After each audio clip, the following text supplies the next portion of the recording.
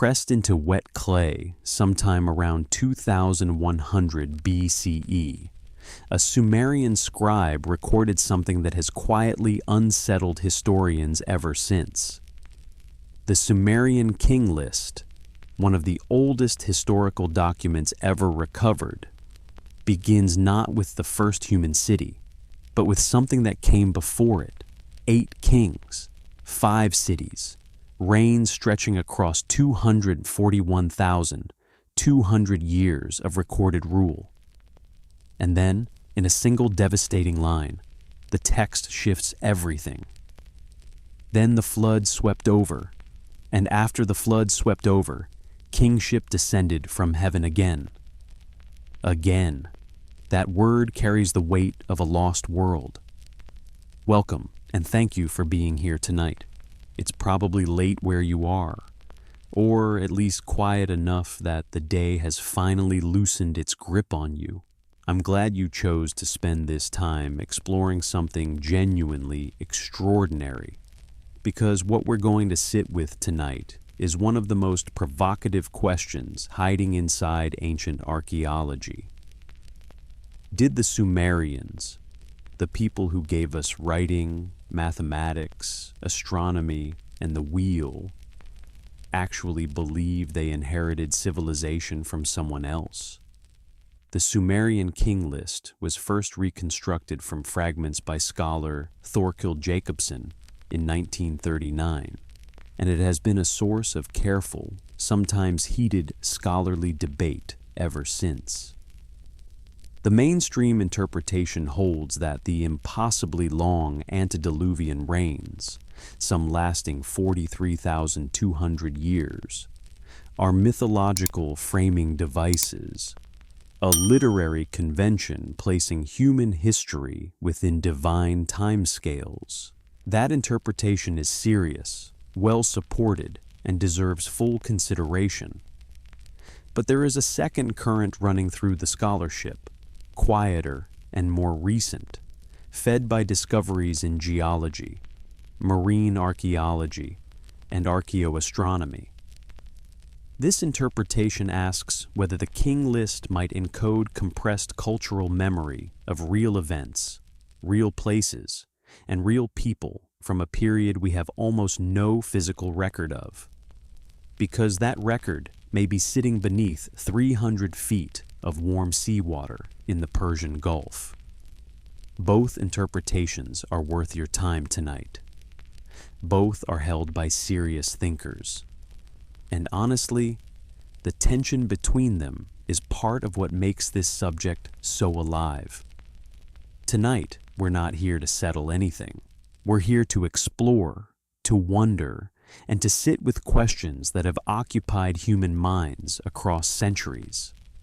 The central wonder is this: what if the oldest written civilization on Earth was not the beginning of the human story, but a chapter in the middle of one far older? That question does not require a definitive answer to be worth asking. Take a slow breath now. Let your body settle into wherever you are: your bed, your couch, the particular dark and quiet of your room tonight. There's nothing you need to solve or remember. Just let the weight of the day move downward, out through your shoulders, your hands, the soles of your feet. Where are you listening from tonight? A city? A small town? Somewhere with the sky you can see, or walls that hold the silence close? Wherever you are, you're exactly where you're supposed to be. If this kind of deep history exploration brings you something valuable, a like, or a subscription genuinely helps other people find their way here too. It takes just a moment, and it means this work can continue. Thank you, sincerely. Now, let's go back, much further back than the clay tablets, further back than the scribes and the river cities and the reed-fringed banks of the ancient Euphrates. Before we can understand what the Sumerians wrote down, we need to understand the world they wrote it into, and the older, stranger world that preceded theirs. a world shaped by ice, by catastrophic water, by climates so different from our own that the landscape of the ancient Near East would be unrecognizable to modern eyes. That world is where our story actually begins, and it is waiting for us in the next breath of deep time. Long before the first reed stylus pressed its wedge-shaped mark into wet clay, before the first city rose from the floodplain, before anyone thought to write anything down at all, the world looked nothing like the world we know. Stand in your mind for a moment at the edge of what is now the Persian Gulf, somewhere around 20,000 BCE, and the ground beneath your feet is dry.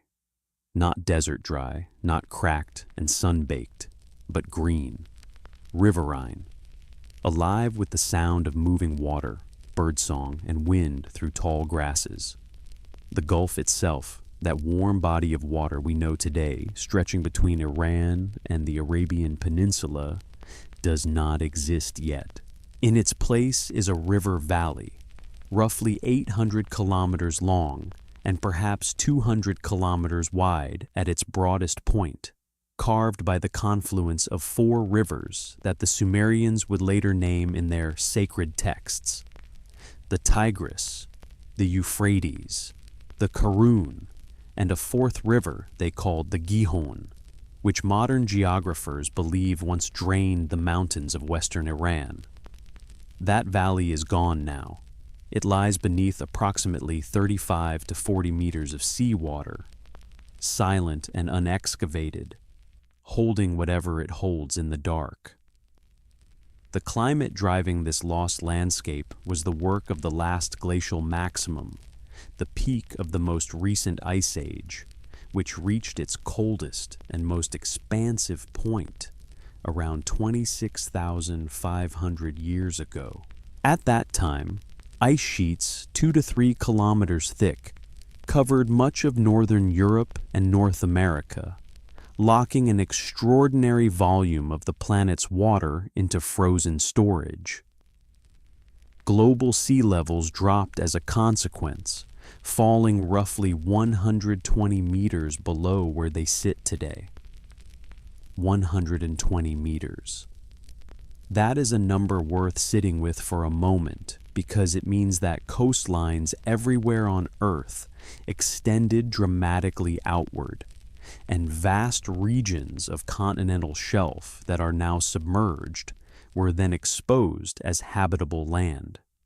The Gulf Valley was one of the largest and most sheltered of these exposed regions, protected on 3 sides by highlands, fed by perennial rivers, receiving rainfall from weather patterns that no longer exist in that configuration. Archaeologist Jeffrey Rose of the University of Birmingham spent years studying what he calls the Gulf Oasis hypothesis, proposing that this drowned valley represented one of the most hospitable environments in the ancient Near East during the Ice Age.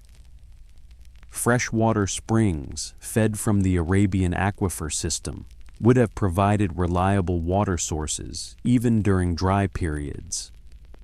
The valley floor, based on sediment analysis, supported diverse vegetation, game animals, and year-round human habitation.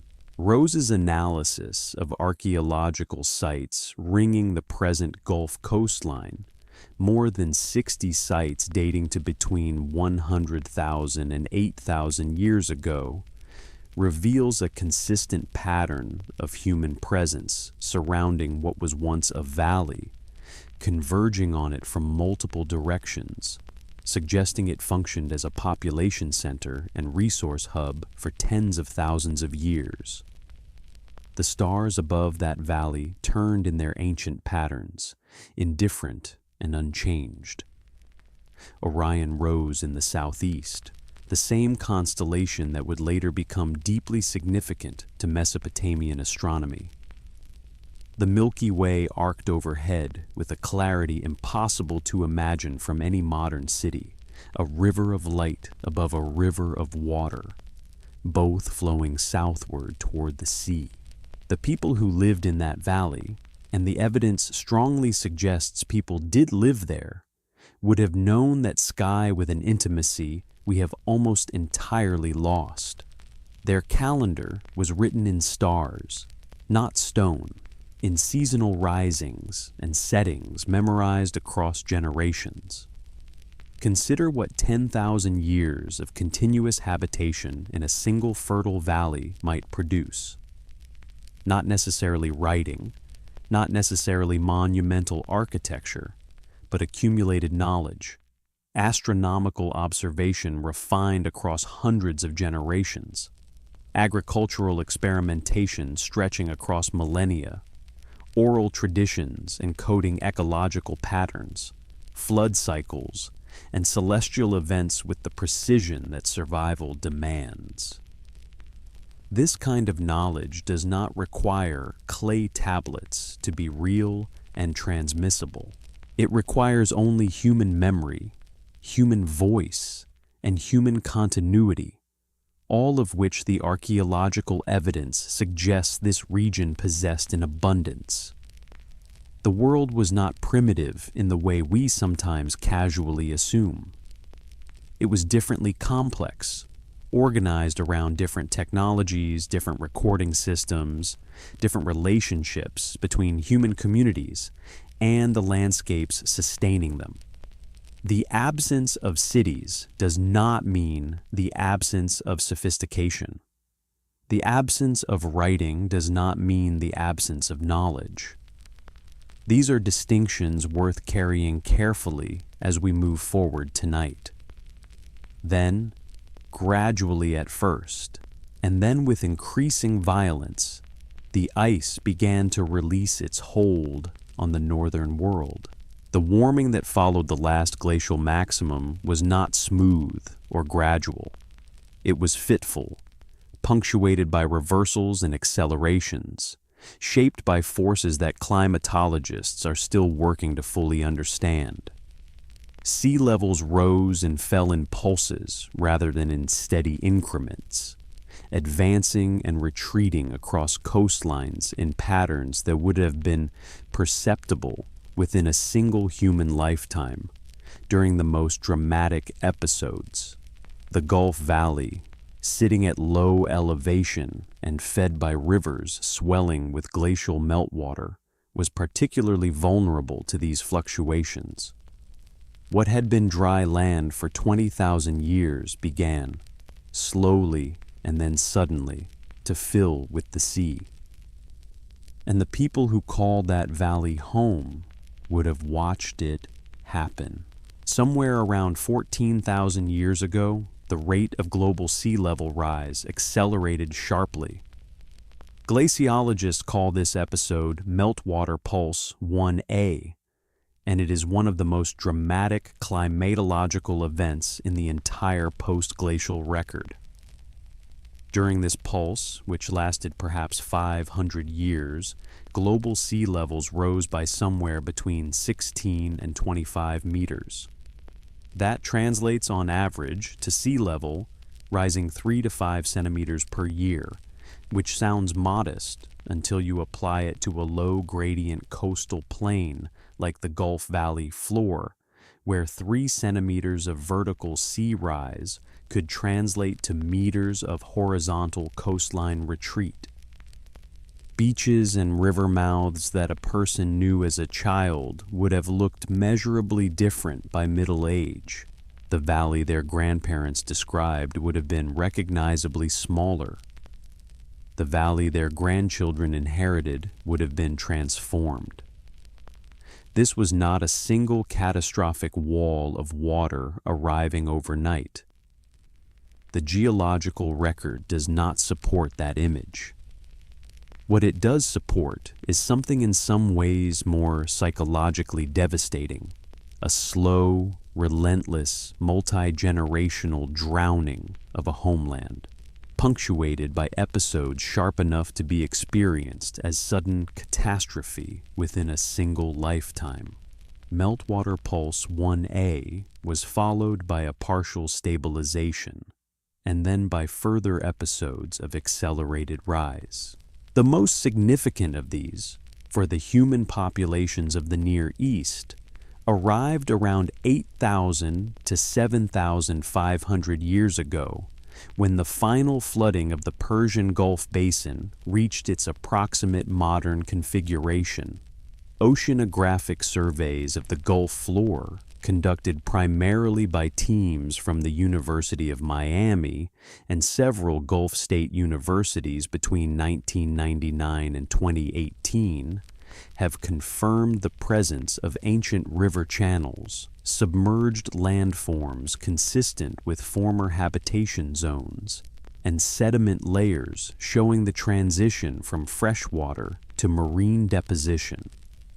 The physical record of the inundation is preserved in the mud. It happened. The question is simply what it meant to the people who experienced it. The Atrahasis, one of the oldest complete literary works in human history, dating in its written form to approximately 1700 BCE, but believed to preserve oral traditions far older, describes the flood in terms that carry a specific geographical and meteorological texture. The waters do not simply rise from below. They come from above and below simultaneously, from rain that lasted 7 days and 7 nights, from underground springs that burst upward through the earth, from a darkness that covered the sky before the water arrived. The Sumerian Eridu Genesis, written in the Sumerian language and therefore older in linguistic tradition than the Akkadian Atrahasis, describes the flood god Enlil deciding to destroy humanity with water, while the wise god Enki warns the hero Ziusudra in a dream, instructing him to build a vessel. These narratives share structural features with flood accounts from ancient India, ancient Greece, ancient China, and indigenous cultures across every inhabited continent. More than 200 distinct flood traditions have been cataloged by comparative mythologists, and while cultural diffusion from Mesopotamia explains some of this distribution, it cannot account for all of it, particularly among populations in the Americas and Pacific Islands who had no contact with Mesopotamian civilization. The most parsimonious explanation for this distribution, and the one gaining traction in the academic literature, is that many of these traditions encode independent cultural memory of genuine inundation events connected to the same global sea level rise following the last ice age. What would it feel like to carry that memory?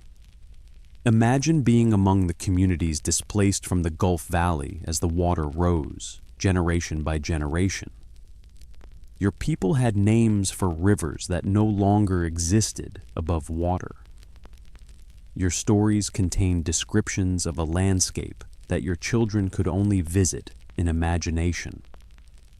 Your sacred geography was submerging before your eyes, and the gods you understood as protectors appeared to have withdrawn their favor.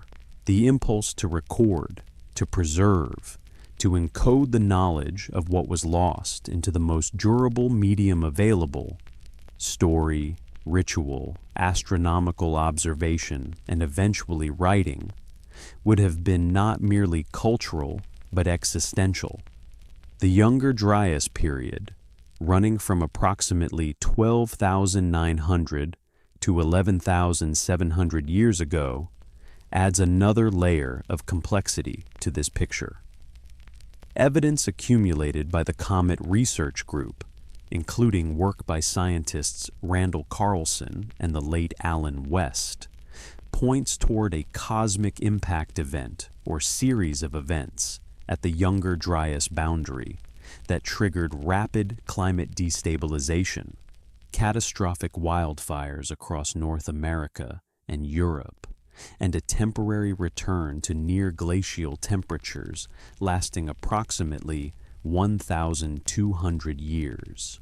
The evidence includes a thin layer of platinum group elements, nanodiamonds, magnetic spherules, and shocked quartz found consistently in sediment layers dated to 12,900 years ago across 4 continents. This boundary layer, found at sites from Syria to South Africa to Arizona, is consistent with an airburst or impact event of considerable magnitude. The Sumerian texts describe the pre-flood catastrophe in terms suggesting more than water alone. Fire from the sky, darkness at midday, the earth shaking, and winds of impossible force all appear in various versions of the tradition. Whether these details encode memory of the Younger Dryas impact event, volcanic activity, or some other catastrophic episode cannot be stated with certainty based on current evidence. What can be said is that the geological record and the literary tradition are pointing from different directions toward the same turbulent period in human prehistory. The flood was real. The catastrophe was real. And in its wake, scattered communities carrying fragments of a lost world's knowledge began the slow, extraordinary work of rebuilding. That rebuilding left its first durable marks in the archaeological record at a site so ancient and so strange that it rewrote our understanding of what human beings were doing at the end of the last ice age, a place carved into limestone on a hilltop in what is now southeastern Turkey, overlooking the plain where the rivers Tigris and Euphrates have their distant origins. That site is our next destination, and it has been waiting under the soil for 11,600 years. The Sumerian king list exists today in multiple versions, reconstructed from at least 16 partial tablet fragments recovered from various sites across ancient Mesopotamia. The most complete single exemplar, known as the Weld-Blundell Prism, was purchased by Herbert Weld-Blundell in 1922 and now resides in the Ashmolean Museum in Oxford. It is a 4-sided baked clay column, approximately 20 centimeters tall, with the king list inscribed in fine cuneiform on all 4 faces.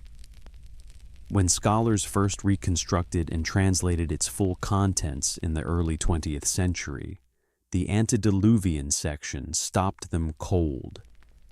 8 kings, 5 cities, total reign, 241,200 years. Read aloud in the ancient Sumerian, the opening lines carry a weight that translation partially loses but cannot entirely diminish. After kingship descended from heaven, kingship was first in Eridu. In Eridu, Alulim became king and reigned for 28,800 years. Alaljar reigned for 36,000 years. 2 kings reigned for 64,800 years. The text continues in this register, moving through 5 cities: Eridu, Bad Tibira, Larak, Sippar, and Shurapak, accumulating reigns of 18,600, 43,200, and 36,000 years with the calm matter-of-factness of a bureaucratic record. And then the list stops. Then the flood swept over. 4 words in translation, likely fewer syllables in the original. And everything that came before those 4 words becomes, in the text's own logic, a different order of time, a different category of existence, a world operating under conditions that no longer apply. The 5 antediluvian cities are not mythological inventions. All 5 have been identified archaeologically. Eridu, the first city named, has been excavated extensively at the site now called Tel Abu Shahrain in southern Iraq. revealing continuous occupation dating back to at least 5,400 BCE and possibly earlier, with the deepest habitation levels sitting directly above a water-laid flood deposit. Shuruppak corresponds to the site of Fara, excavated by German and American teams in the early 20th century, with occupation layers dating to the early dynastic period and below. Bad Tibira, Larak, and Sipar have all been located and partially excavated, each showing ancient occupation consistent with their place in the Sumerian geographical imagination. The cities are real. The flood deposit at Eridu is real. What remains contested is the nature and meaning of those extraordinary rain lengths. Thorkild Jakobsen, the scholar who produced the first systematic study of the King List in 1939, argued that the antediluvian rains were literary devices, numbers selected for their astronomical and religious significance within Sumerian numerological tradition, not historical records of actual rulers. The Sumerians used a base 60 mathematical system, the sexagesimal system, and many of the rain lengths in the King List are multiples of 3,600, which was itself a sacred number representing the Shar, a great year in Sumerian astronomical reckoning. On this interpretation, the King List is not history, but cosmology, a way of placing human kingship within a divine temporal framework that dwarfs ordinary human timescales. This interpretation is coherent, well argued, and accepted by the majority of Assyriologists working today. It deserves genuine respect. A smaller number of scholars working primarily at the intersection of archaeoastronomy and ancient Near Eastern studies have proposed a different reading. They suggest that the rain lengths may encode precession cycles, the 25,920-year wobble of Earth's rotational axis that causes the apparent positions of stars to shift gradually over millennia. The number 25,920 and its factors appear with notable frequency in ancient astronomical traditions across multiple cultures, including Mesopotamia, Egypt, and India. On this reading, the antediluvian kings might represent not individual rulers, but dynastic periods measured in astronomical rather than calendrical years, each reign marking a full or partial precession cycle. The philosophical weight of that second interpretation is considerable, because it would imply that whoever composed the original tradition underlying the King List possessed detailed knowledge of a 26,000-year astronomical cycle, knowledge that requires, at minimum, continuous and sophisticated sky observation across many human generations to accumulate and verify. Breath. Let that number settle. 26,000 years of continuous observation. That is the time scale we are quietly contemplating when we take the astronomical interpretation seriously. What we can say with confidence is that the 5 antediluvian cities cluster geographically in the same region of southern Mesopotamia, all within a roughly 200-kilometer radius, all situated in the river delta zone between the Tigris and Euphrates. This is the zone directly adjacent to the ancient Gulf Valley, the drowned landscape we traced in the previous section. If any population had continuous cultural memory of what the Gulf looked like before the inundation, it would have been the communities of exactly this region, living on the northern edge of the flooding, watching the water advance across their ancestral geography over the course of generations. The King List may be many things simultaneously: literary device, cosmological framework, priestly tradition, and compressed cultural memory. These categories are not mutually exclusive. The most sophisticated ancient texts routinely operate on multiple levels at once, and the Sumerians, as we will discover in the sections ahead, were among the most sophisticated textual thinkers the ancient world produced. What matters tonight is not which interpretation is correct. What matters is the texture of the question itself, and what it reveals about the extraordinary ambition of the people who pressed it into clay. They were not simply recording names and numbers.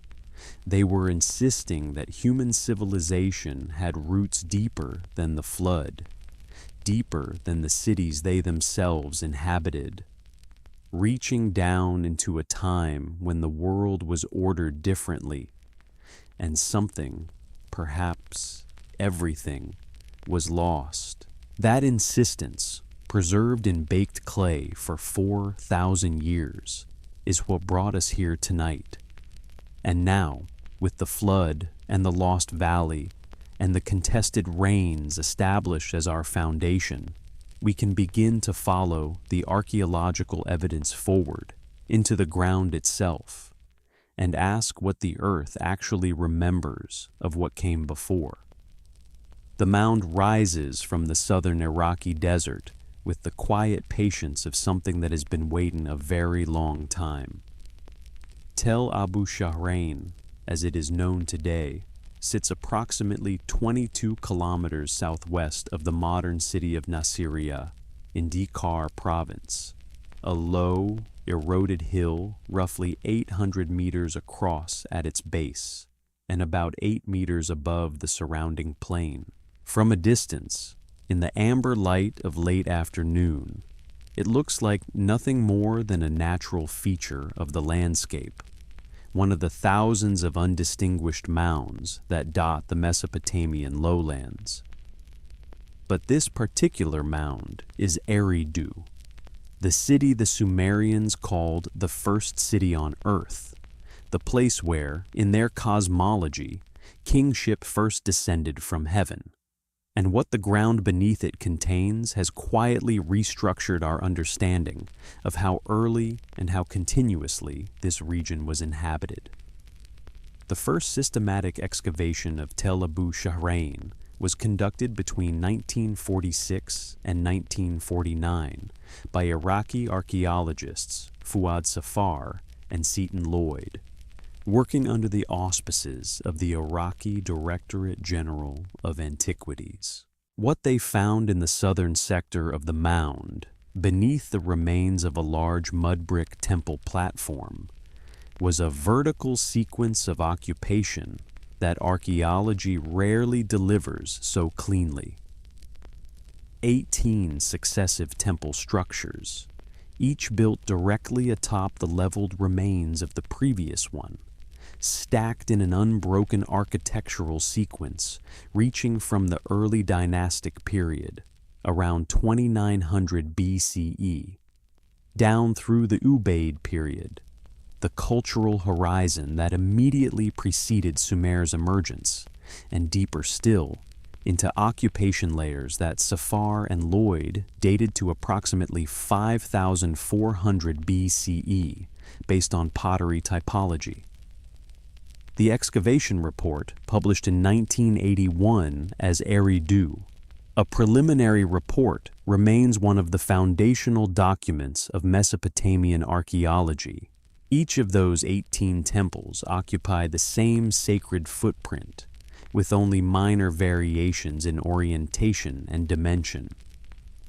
The earliest structures at the base of the sequence are small, roughly 3 meters by 4 meters in plane, built of handmade mud brick and containing a simple altar niche opposite the entrance.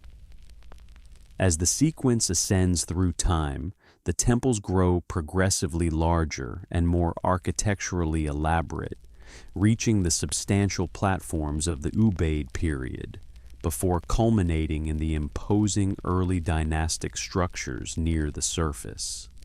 What this sequence represents, across approximately 2,500 years of continuous construction on the same sacred spot, is one of the longest unbroken ritual traditions documented anywhere in the ancient world.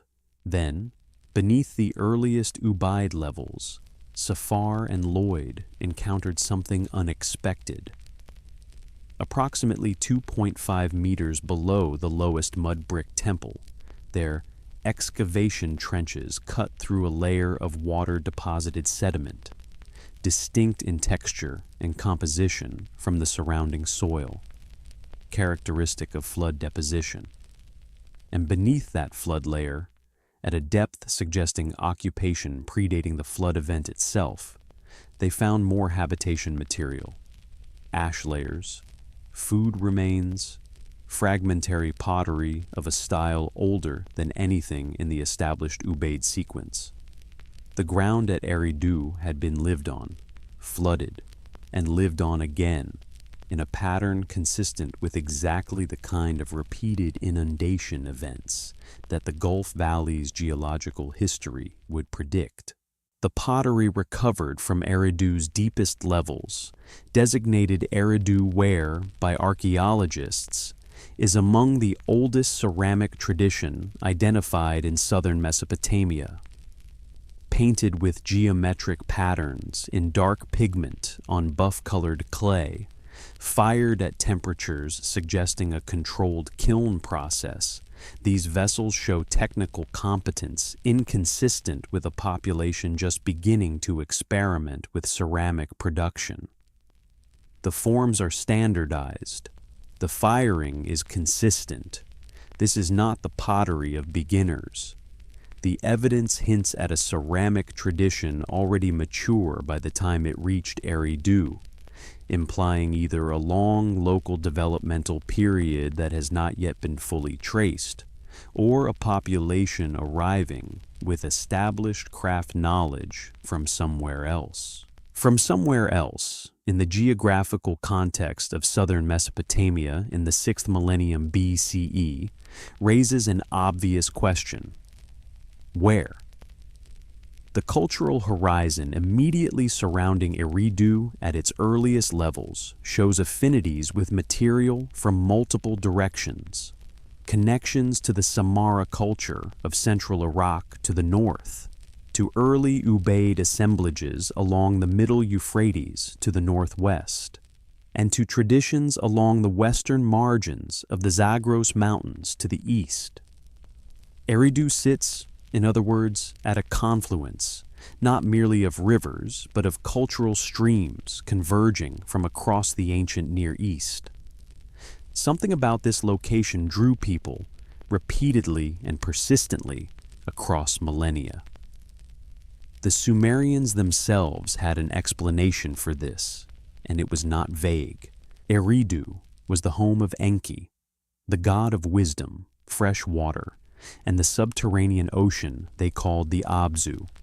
Enki's temple at Eridu, the Abzu, the house of the abyss, was believed to sit directly above the source of all underground water, the primordial reservoir from which springs and rivers ultimately derived. The location was chosen in Sumerian theology because it was the place where the boundary between the surface world and the deep world was thinnest, where knowledge could pass most easily between the human and the divine. Whether or not you accept the theological framework, the geographical instinct is accurate. Eridu sits above an ancient aquifer system, and its earliest inhabitants would have found reliable fresh water in a landscape where fresh water was precious and unpredictable. Eridu is not simply the oldest named city in Sumerian tradition. It is one of the most archaeologically continuous sacred sites in the ancient world, a place where the ground itself remembers in layers, each stratum pressing down on the one below, holding the sequence intact.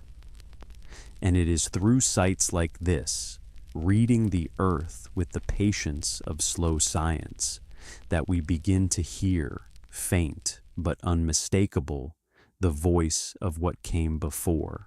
On a cold December morning in 1872, a young self-taught scholar named George Smith sat in the British Museum's manuscript room, surrounded by clay tablet fragments, most of them still encrusted with the soil of Nineveh, and read something that would shake the educated world of Victorian England to its foundations. Smith had been working for several years on the tens of thousands of cuneiform tablets recovered by Austin Henry Layard during his dramatic excavations at Nineveh between 1845 and 1851. Layard had uncovered the remnants of the great library assembled by the Assyrian king Ashurbanipal in the 7th century BCE, a deliberate royal project to gather and copy texts from across the ancient Near East onto standardized clay tablets for preservation.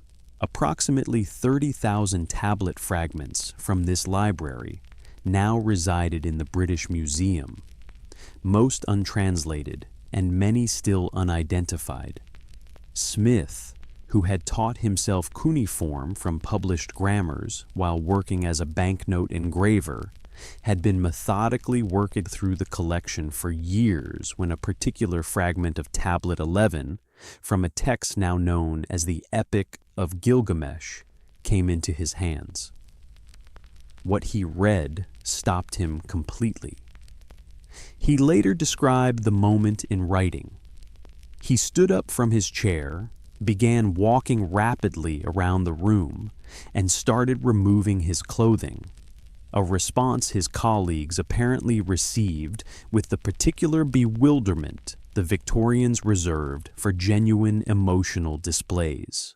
What Smith had found, pressed into clay approximately 2,700 years ago, as a copy of a text far older still, was a detailed account of a great flood, a divine decision to destroy humanity, a single righteous man warned to build a vessel, animals taken aboard in pairs, a bird sent out to test the waters, and a hero emerging after the flood receded to offer sacrifice to the gods.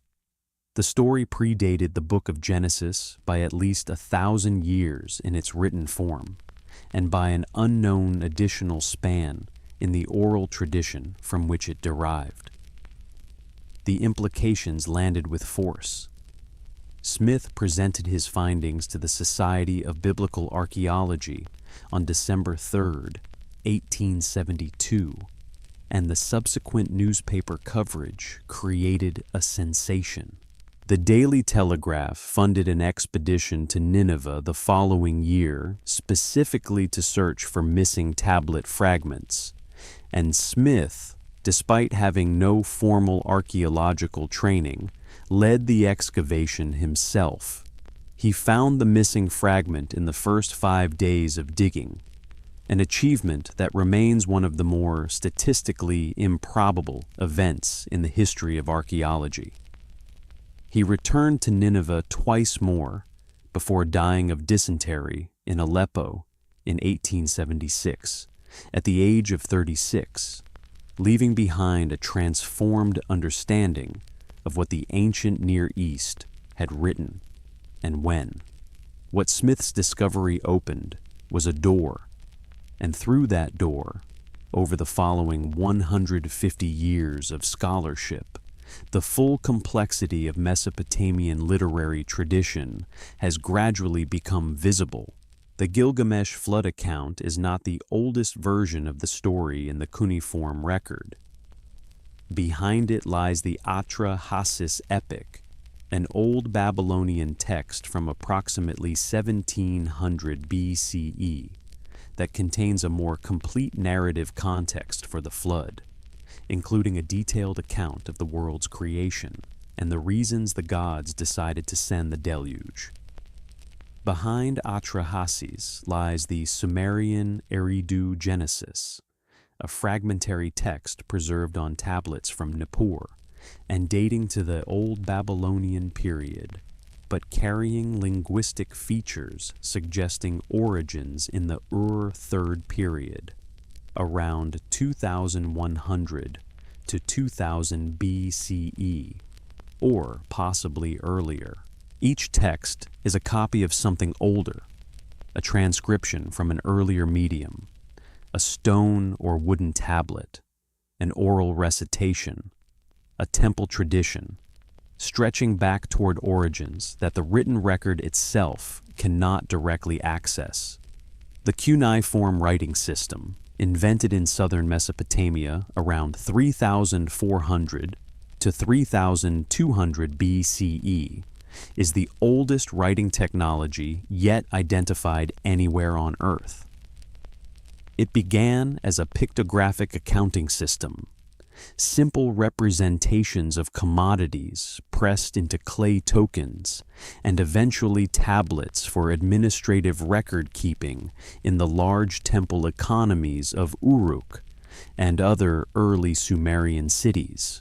Over the following 500 years, it evolved from pictographic to phonetic, developing the capacity to represent not just objects and quantities, but sounds, words, grammar, and ultimately the full range of human thought. By 2600 BCE, cuneiform tablets from Shuruppak, one of the 5 antediluvian cities named in the King list, include literary compositions, proverbs, and what appear to be scribal school exercises, evidence of a formalized educational system for producing literate administrators. The physical texture of a cuneiform tablet is worth pausing on because it connects us directly to the human hands that made these records. The clay used in southern Mesopotamia was fine-grained alluvial silt from the river floodplains, typically mixed with a small amount of organic temper and worked to a smooth, slightly sticky consistency. A scribe would shape the tablet by hand to the required size, typically between 5 and 20 centimeters in width, depending on the content, and then impress the cuneiform signs using a reed stylus cut from the phragmites reeds that grew densely along the riverbanks. The wedge-shaped impressions, made by pressing the cut end of the stylus into the soft clay at varying angles and depths, could be completed quickly by an experienced scribe, and the tablet then dried in the sun, or, for important administrative records, baked in a kiln to permanence. The archive at Nippur alone has yielded more than 30,000 tablets since excavations began there in the 1880s. Girsu, ancient Lagash, has produced comparable numbers. The royal cemetery at Ur, the palace archives at Ebla in Syria, the temple libraries at Nippur and Uruk. Collectively, these sites have given us a corpus of Sumerian and Akkadian texts running to hundreds of thousands of individual documents, covering 3,000 years of continuous written tradition. Within this corpus, certain texts return again and again to the same themes: a time before the flood, a catastrophe that ended it, the survival of a remnant, and the restoration of civilization through the transfer of sacred knowledge from those who remembered to those who did not. The texts are not consistent with each other in every detail. Different versions of the flood narrative disagree about the hero's name, the duration of the flood, and the precise nature of the divine instruction. These inconsistencies are, paradoxically, evidence of the tradition's antiquity. A story invented whole by a single author tends toward internal consistency. A story assembled from multiple independent oral traditions, converging through centuries of compilation and redaction, shows exactly the kind of productive inconsistency the Mesopotamian flood texts display. They are arguing with each other slightly in the way that genuine memory from different witnesses argues with itself, preserving contradictions because the contradictions are real. What the tablets preserved through all of this was the insistence that something important had been lost and partially recovered. The scribes who copied these texts were not simply transcribing mythology. They were maintaining a cultural conviction that civilization had roots deeper than the cities they themselves inhabited, that knowledge had been carried across a catastrophe by people who understood its value, and that the proper response to this inheritance was reverence, preservation, and the careful pressing of memory into whatever medium would hold it longest. Clay, it turned out, holds extraordinarily well. Carved into the wall of a Neo-Assyrian palace at Nimrud, dating to approximately 870 BCE, a figure stands in careful bas-relief that has puzzled scholars and captivated the imagination of everyone who has looked closely at it. The figure is human in proportion and posture, standing approximately life-size in the original carving, dressed in a garment that appears to be fashioned from the skin of a large fish, complete with the fish's head forming a hood above the figure's own face. In one hand, the figure holds a bucket, in the other, a pine cone or similar object used in ancient Near Eastern ritual contexts for purification and blessing. The face beneath the fish hood is bearded, serene, and unmistakably human. This is one of the Apkallu, the antediluvian sages of Sumerian tradition, and this same iconographic type, fish-robed, bucket-carrying, appearing from or near water, appears in Mesopotamian art across a span of more than 2,000 years with a consistency that suggests something more than decorative convention. The word Apkallu appears in Sumerian as Abgal, meaning something close to great one of the waters or wise one of the Abzu. In the cuneiform literary tradition, 7 Apkallu are named, each associated with a specific antediluvian king from the king list and a specific area of knowledge or cultural achievement. The first Apkallu, Uana, also rendered as Owans in the later Greek tradition, served under King Alulim, the first antediluvian ruler of Eridu.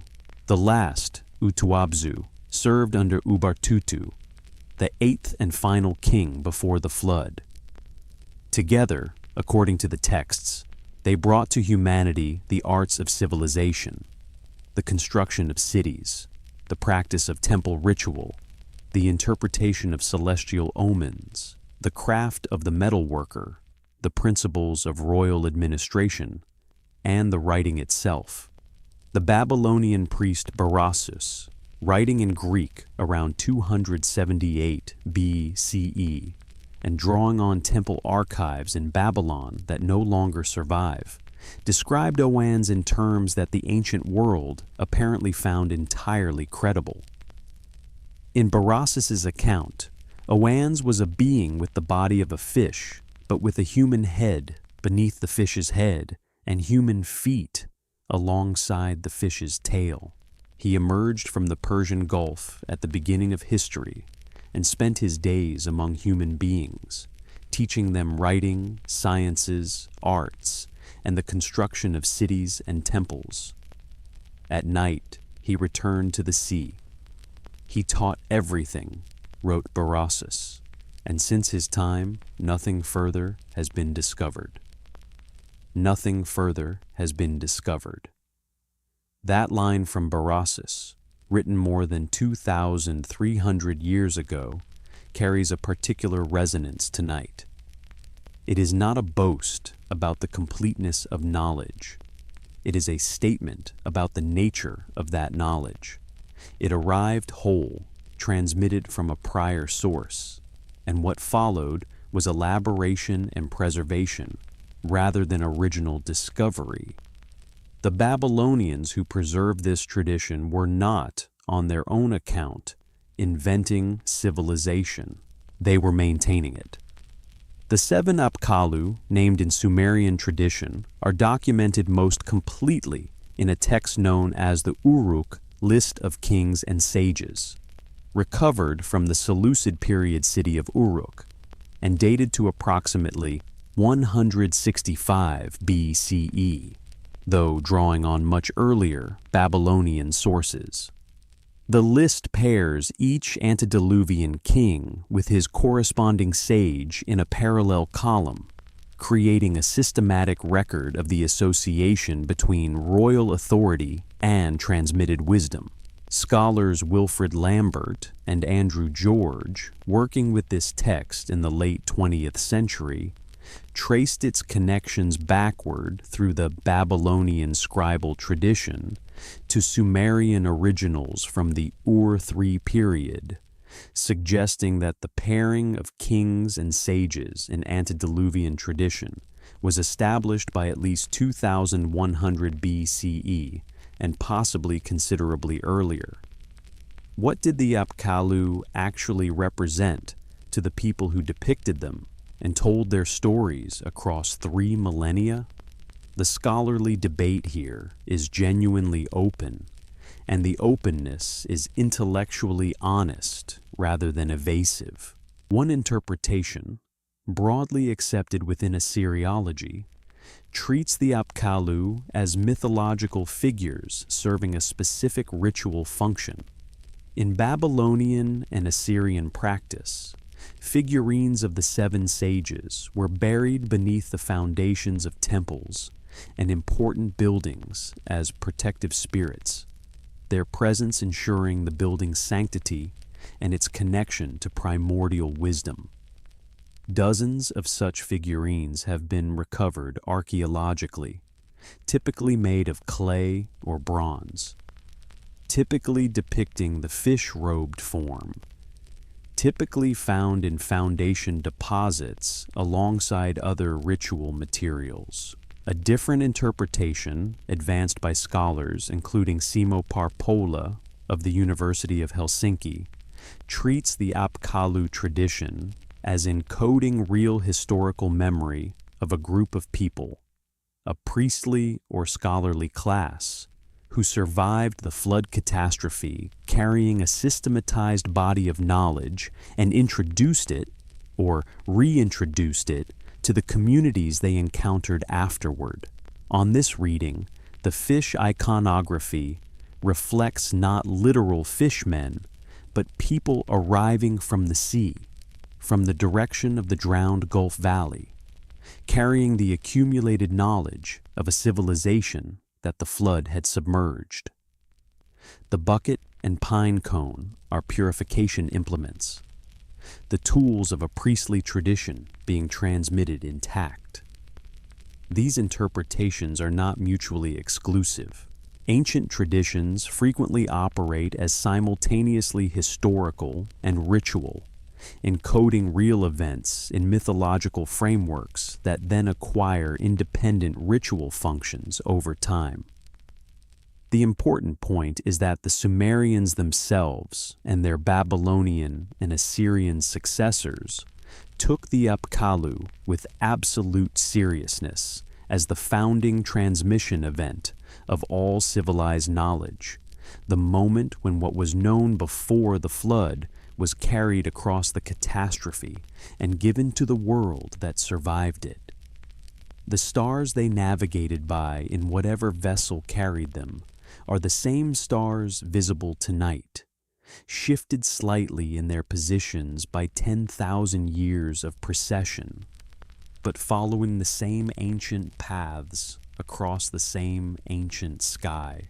Perhaps that continuity is itself a kind of message, pressed not into clay, but into the mathematics of orbital mechanics, as durable as anything the human mind has ever encountered. The sages came from the sea, carrying the arts of civilization. The sea still sits above the valley that may have produced them, and the knowledge they transmitted, refined and elaborated across 50 centuries of Mesopotamian scholarship, is the foundation on which every library, every university, every archive in the world ultimately rests. With the sages and their transmitted knowledge established, we can move forward into the civilization that received it and ask what the Sumerians actually built from everything they were given, or remembered, or rediscovered. In the cities rising from the southern plain where the rivers met the sea. Rising from the southern Mesopotamian plain sometime around 3500 BCE, the city of Uruk announced itself to the ancient world in a way no settlement before it had managed. Its outer walls, attributed by later tradition to the hero King Gilgamesh, stretched approximately 9.5 kilometers in circumference, enclosing an urban area of roughly 6 square kilometers. At its peak, around 3000 BCE, Uruk housed between 40,000 and 80,000 people, making it almost certainly the largest city on Earth at that time, a concentration of human beings, human activity, and human ingenuity without precedent in the archaeological record. Standing outside its mud brick walls in the early morning, before the heat of the day settled over the plain, you would have heard the city before you saw it clearly. The sound of thousands of people moving, working, trading, arguing, praying, the low, continuous hum of organized human life operating at a scale the world had not yet known. The Sumerian problem, as archaeologists have called it since the early 20th century, is the apparent suddenness of this emergence. In the archaeological sequence of southern Mesopotamia, the Ubaid period, running from approximately 6,500 to 3,800 BCE, shows a gradual development of village-based farming communities with increasingly sophisticated pottery and evidence of social differentiation. Then, in the Uruk period, beginning around 3,800 BCE, the pace changes sharply. Within a few centuries, the archaeological record shows the simultaneous appearance of monumental architecture, a complex writing system, cylinder seals used for administrative authentication, standardized weights and measures, professional specialization across dozens of crafts and trades, and urban population densities requiring organized food distribution systems. The transition is not invisible in the record, but it is substantially faster than most developmental models would predict. Scholars continue to debate the mechanisms driving this acceleration. Trade network expansion along the rivers, environmental pressures concentrating population in the alluvial south, administrative innovations in temple economies managing agricultural surplus, and the consolidation of craft specialization in urban centers all appear as contributing factors in the current literature. The evidence supports a multi-causal explanation rather than any single driving force. What is not in dispute is the outcome. By 3000 BCE, the Sumerians had produced a civilization of staggering sophistication, and they had done it with a speed that continues to attract serious scholarly attention. Consider what they actually built. The White Temple at Uruk, constructed around 3200 BCE atop a mud brick platform approximately 13 meters high, was faced with a plaster so white it would have been visible from considerable distance across the flat plain, a deliberate architectural choice, creating a landmark visible to travelers and traders approaching from every direction. The temple platform itself, the Anu Ziggurat, was built from an estimated 1,500 tons of mud brick, laid in careful courses with bitumen mortar, achieving a structural stability that allowed it to support successive rebuilding phases across centuries. Inside the temple, archaeologists found evidence of extensive ritual activity, animal bones suggesting regular sacrifice, vessel fragments from communal consumption, and the distinctive cone mosaics, thousands of small fired clay cones pressed point first into plaster walls in geometric patterns of red, black, and buff, creating decorative surfaces of considerable visual complexity. Imagine walking through that temple precinct at dawn, when the light comes in low and golden from the east and catches the cone mosaic surfaces at an angle that makes the geometry seem almost to move. The air carries the smell of burning cedar oil from the temple lamps, mixed with river mud and the distant sweetness of date palms. Priests in linen robes move with practiced efficiency between the storage rooms and the offering platforms. Scribes with fresh clay tablets record the morning's transactions. Barley received from the northern farmlands, wool delivered from the pastoral communities west of the city, copper ingots arrived by river from trading partners far to the north. Every item cataloged, every quantity noted, every transaction authenticated with a cylinder seal rolled across wet clay to leave its unique impression. This administrative infrastructure was the engine of Sumerian civilization, and it produced, as a byproduct of its organizational demands, the world's first writing system. Cuneiform did not begin as literature or theology. It began as accounting. The earliest tablets from Uruk, dating to around 3,200 BCE, record quantities of grain, numbers of animals, and allocations of labor with a precision that reflects not bureaucratic pedantry, but genuine economic complexity. A city of 50,000 people cannot feed itself through informal arrangement. It requires tracking, planning, allocation, and record-keeping at a scale that overwhelms human memory, and writing was the solution the Sumerians developed to manage that complexity. From that administrative origin, writing expanded rapidly into every domain of Sumerian intellectual life. By 2600 BCE, the tablets from Shuruppak include not just accounts, but proverbs, hymns, and what appear to be teaching texts for scribal schools. By 2500 BCE, royal inscriptions record military campaigns and building projects. By 2100 BCE, the full flowering of Sumerian literature is visible.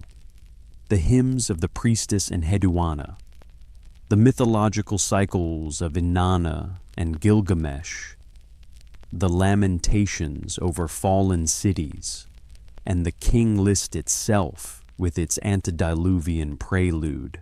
Writing, born from the need to count barley, had become the medium through which a civilization examined its own origins, questioned its own foundations, and reached backward across catastrophe toward a world it believed it had lost.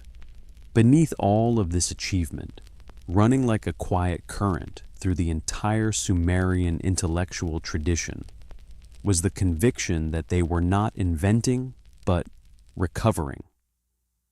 The knowledge they possessed had been given to them, carried across the flood, transmitted by the sages who arrived from the sea.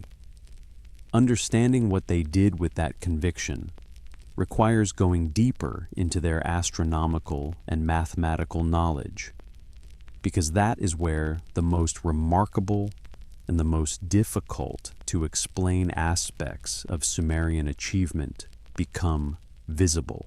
In the mathematics room of the British Museum, a small clay tablet sits in a glass case that most visitors walk past without stopping. The tablet, known as Plimpton 322, measures approximately 13 centimeters wide by 9 centimeters tall, and it was purchased by New York publisher George Arthur Plimpton from an antiquities dealer in about 1922 for $10. It came from the ancient city of Larsa in southern Iraq and dates to approximately 1800 BCE. For decades after its acquisition, scholars debated its mathematical content.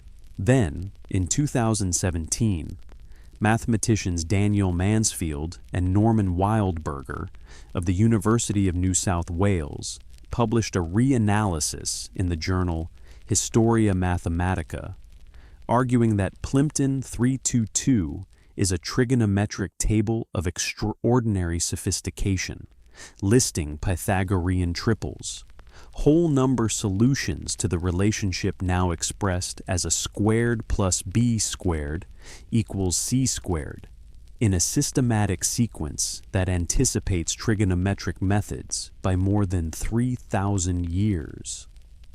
The Pythagorean theorem, named for a Greek philosopher who lived in the 6th century BCE, was apparently known and applied in Mesopotamia more than a millennium before Pythagoras was born.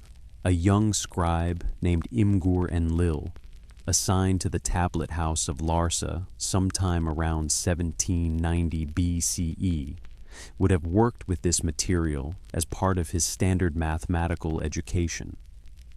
He would have risen before sunrise, when the air still held the night's relative coolness, and walked from his family's mud brick house to the aduba, the tablet house, carrying a small lump of fresh clay wrapped in damp cloth to keep it workable.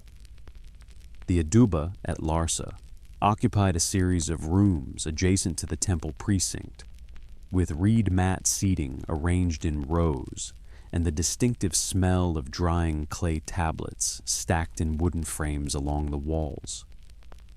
His teacher, the Umiya, would already be present, having arrived to prepare the day's exercises on a large demonstration tablet. Imgur Enlil's morning exercise that day involved copying a table of reciprocal pairs, numbers whose product equals 60 in the sexagesimal system, from the Umiya's demonstration tablet onto his own fresh clay. He pressed his reed stylus with the careful angle and pressure that years of practice had made automatic, forming the wedge-shaped signs with a speed that left the surface of his tablet covered in neat rows of numbers by the time the sun had cleared the top of the courtyard wall. When the Umiya reviewed his work, pressing his own stylus alongside one of Imgur Enlil's signs to demonstrate the correct angle for a particular wedge form, the correction was noted, the tablet preserved, and the lesson continued. That tablet, or one very much like it, may still exist somewhere beneath the soil of what was once Larsa, waiting for an excavation that has not yet reached it. The sexagesimal number system that Imgur Enlil worked within every day of his education is one of the most consequential intellectual inheritances the ancient world passed to the modern one. Base 60 mathematics, using 60 as its primary unit, rather than the base 10 system most modern cultures employ, has specific mathematical properties that make it exceptionally useful for astronomical calculation and geometric division. The number 60 is divisible by 1, 2, 3, 4, 5, 6, 10, 12, 15, 20, and 30, giving it more divisors than any smaller positive integer, which means that fractions expressed in base 60 resolve cleanly in far more cases than equivalent fractions in base 10. For astronomers tracking the movements of celestial bodies across fractional degrees of arc, this property is not merely convenient, but practically essential. The MUL APIN tablets, a two-tablet astronomical compendium whose oldest surviving exemplar dates to 687 BCE, but whose content is believed to derive from observations made around 1200 BCE or earlier, contains star catalogs, rising and setting times for major celestial bodies, intercalation rules for synchronizing the lunar and solar calendars, and mathematical relationships between the length of daylight and the sun's position in the zodiac across the year. The catalog lists approximately 70 stars and constellations, organized into 3 bands across the sky: the path of Anu in the central band, the path of Enlil in the northern sky, and the path of Ea in the southern sky. The organizational framework is sophisticated, the observations precise to within the limits of naked eye astronomy, and the mathematical relationships connecting solar, lunar, and stellar cycles demonstrate a depth of accumulated observational data that cannot have been assembled in a short time. The precession of the equinoxes presents the most challenging puzzle in this context. Precession is the slow wobble of Earth's rotational axis, completing one full cycle approximately every 25,920 years, which causes the apparent positions of stars relative to the Sun at the equinoxes to shift gradually over time, moving through all 12 zodiacal constellations across the full precessional cycle. Detecting this shift requires comparing astronomical observations made centuries or millennia apart, recognizing the pattern of gradual displacement, and possessing the mathematical framework to extrapolate the full cycle from partial observations. The Greek astronomer Hipparchus is credited in the Western tradition with discovering precession around 127 BCE. But Sumerian astronomical texts show awareness of precessional effects considerably earlier, and certain scholars, including Giorgio de Santillana and Hertha von Dechend, in their 1969 work Hamlet's Mill, have argued that precessional knowledge is encoded in the mythological traditions of multiple ancient cultures, including Mesopotamia, in forms suggesting it was known far earlier than any surviving written astronomical text can directly confirm. The numbers in the Sumerian king list, those extraordinary reign lengths of 28,800 and 36,000 and 43,200 years, are all multiples of 3,600, and 3,600 is itself a multiple of the precessional cycle's key numbers. Whether this reflects deliberate astronomical encoding or mathematical coincidence remains genuinely debated. What does not remain debated is the sophistication of Sumerian astronomical observation, the precision of their mathematical tools, and the depth of accumulated sky knowledge their texts preserve. Somewhere beneath all of that knowledge is a question that the evidence raises but cannot answer. How long does it actually take to build an astronomical tradition of this complexity, starting from nothing? The answer, when you sit with it honestly, suggests a tradition considerably older than the earliest surviving written records of it, a sky knowledge accumulated across generations that preceded the tablets, preserved in forms the tablets themselves cannot fully explain. Somewhere in the temple precinct of Eridu, according to Sumerian sacred tradition, there existed a chamber where the Mi were kept. The Mi, pronounced approximately as May in reconstructed Sumerian, were the divine decrees, the fundamental laws and institutions that made civilized existence possible. They were not abstract principles. The Sumerian texts enumerate them with the specificity of an inventory.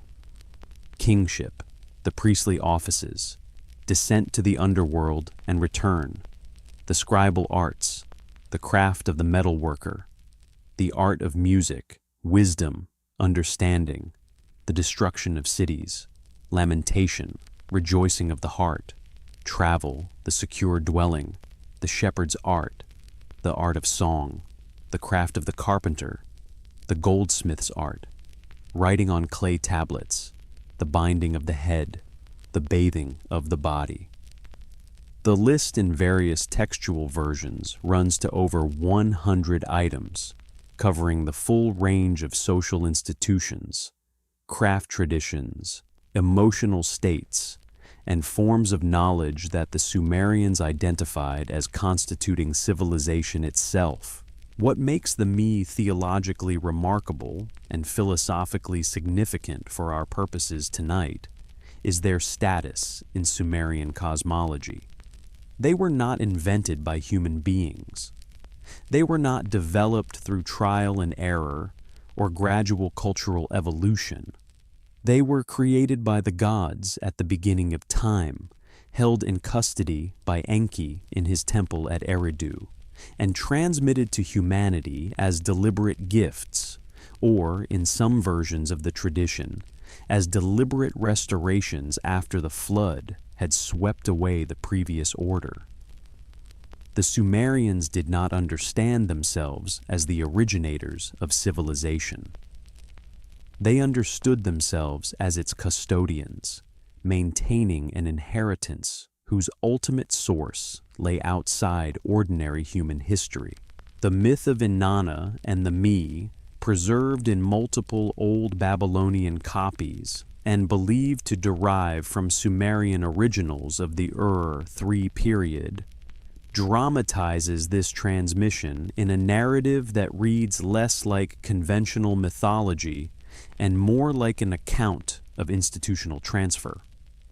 Inanna, the goddess of love and war, travels by boat from her city of Uruk to Eridu, where Enki holds the Mi in his underwater temple.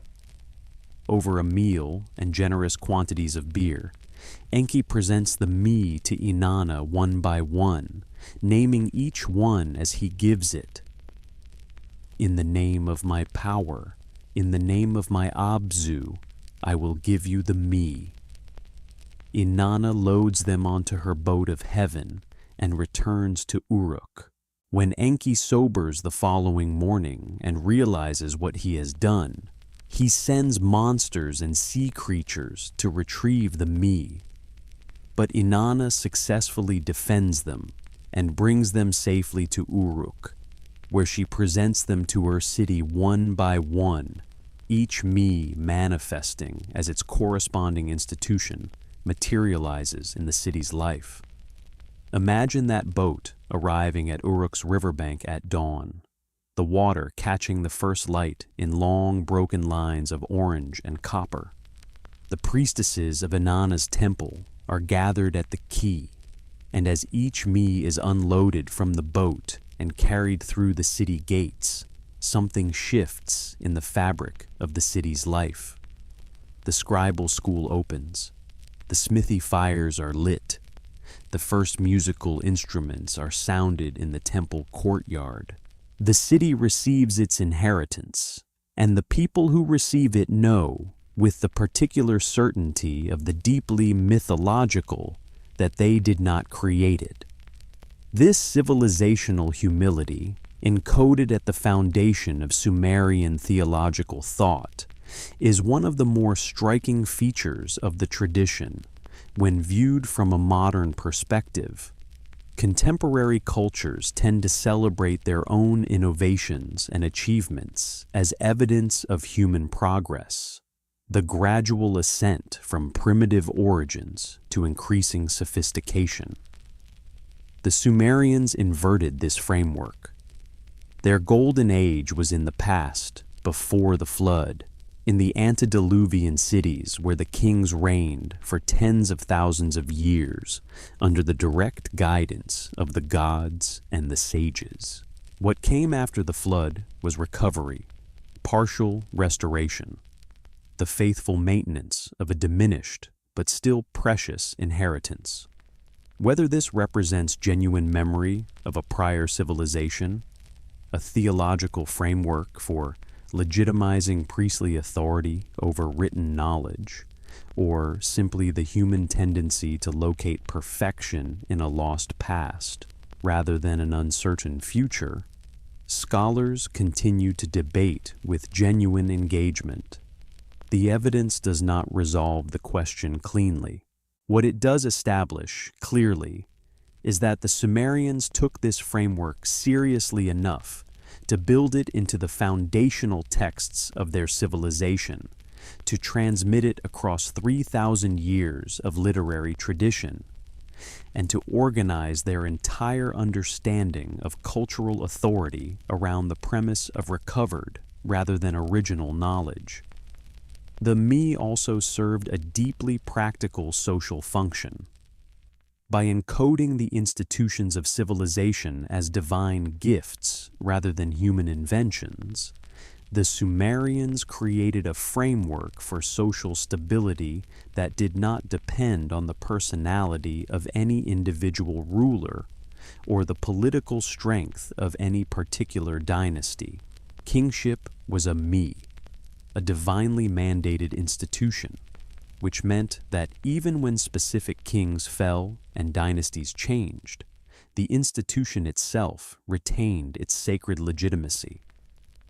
The scribal arts were a me, which meant that literate administrators occupied a position of inherent sacred authority independent of whoever currently held political power. The system was, in its theological architecture, designed for resilience, for continuity across disruption, for the survival of institutional knowledge even when the individuals holding it were swept away. Which is, of course, exactly what you would design if you had already lived through one catastrophic loss of everything. The craft traditions preserved in the me, the metallurgy, the weaving, the carpentry, the music, represent the full spectrum of what the Sumerians understood as the technical foundation of civilized life. And within that technical foundation, hidden in the astronomical and mathematical dimensions we explored in the previous section, something remains to be uncovered. The cosmic architecture built into Sumerian sacred geography, the alignments pressed into stone and mud, and the arrangement of cities across the southern plain, pointing always and with quiet precision toward the same sky the Apkallu navigated when they came from the sea. Before the philosophers and the astronomers, before the kings and the priests and the merchants, there was a woman in Nippur at dawn, grinding barley. Her name, with reasonable probability, was something like Amasukal, a name meaning mother who is exalted in Sumerian, common enough in the textual record that it appears in several administrative lists from the Ur III period, around 2100 to 2000 BCE. She would have risen when the sky was still dark, because the grinding needed to be finished before the household's adult members left for the day's work, and stone querns, the paired grinding stones she used required considerable time to process enough grain for a family's daily bread. The lower stone, a slightly concave basalt slab approximately 50 centimeters long, sat on the floor of the cooking room, which also served as the household's primary working space.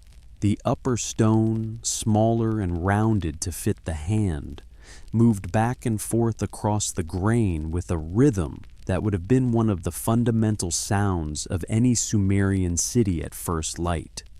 A low, continuous scraping that rose from thousands of households simultaneously as the eastern sky began to pale.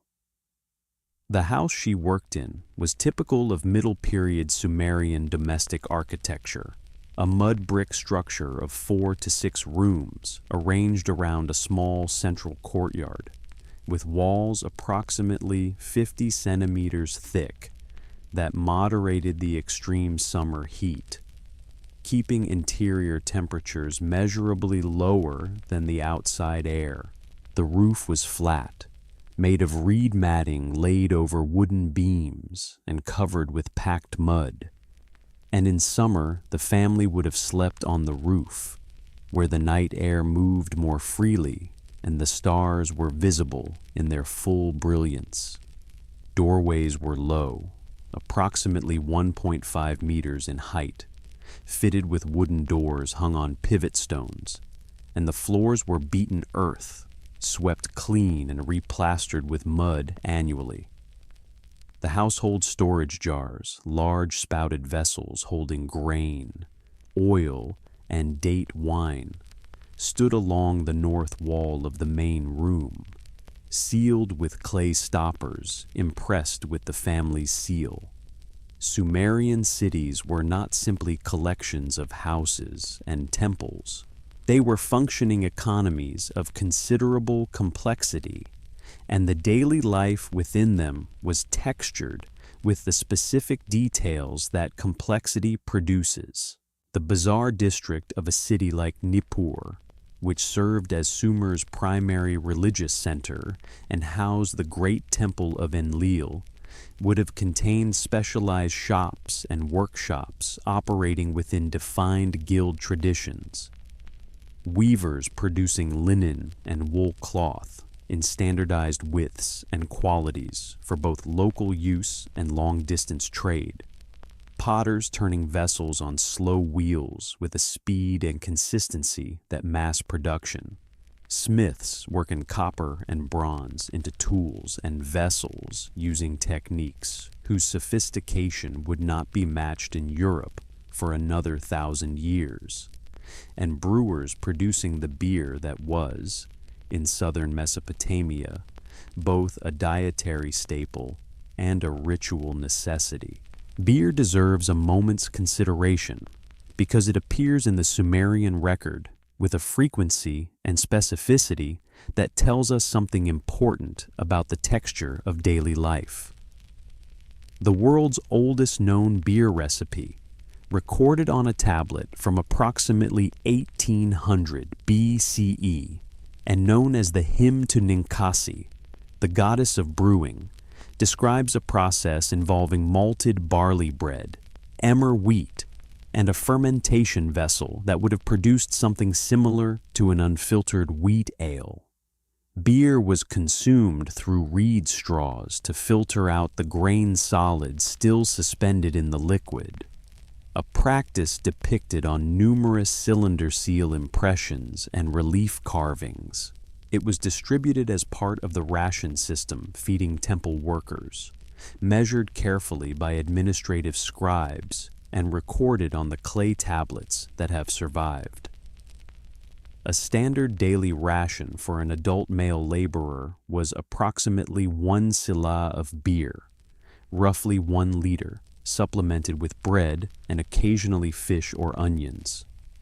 The written record from Sumerian cities is strikingly intimate in its preservation of ordinary human texture.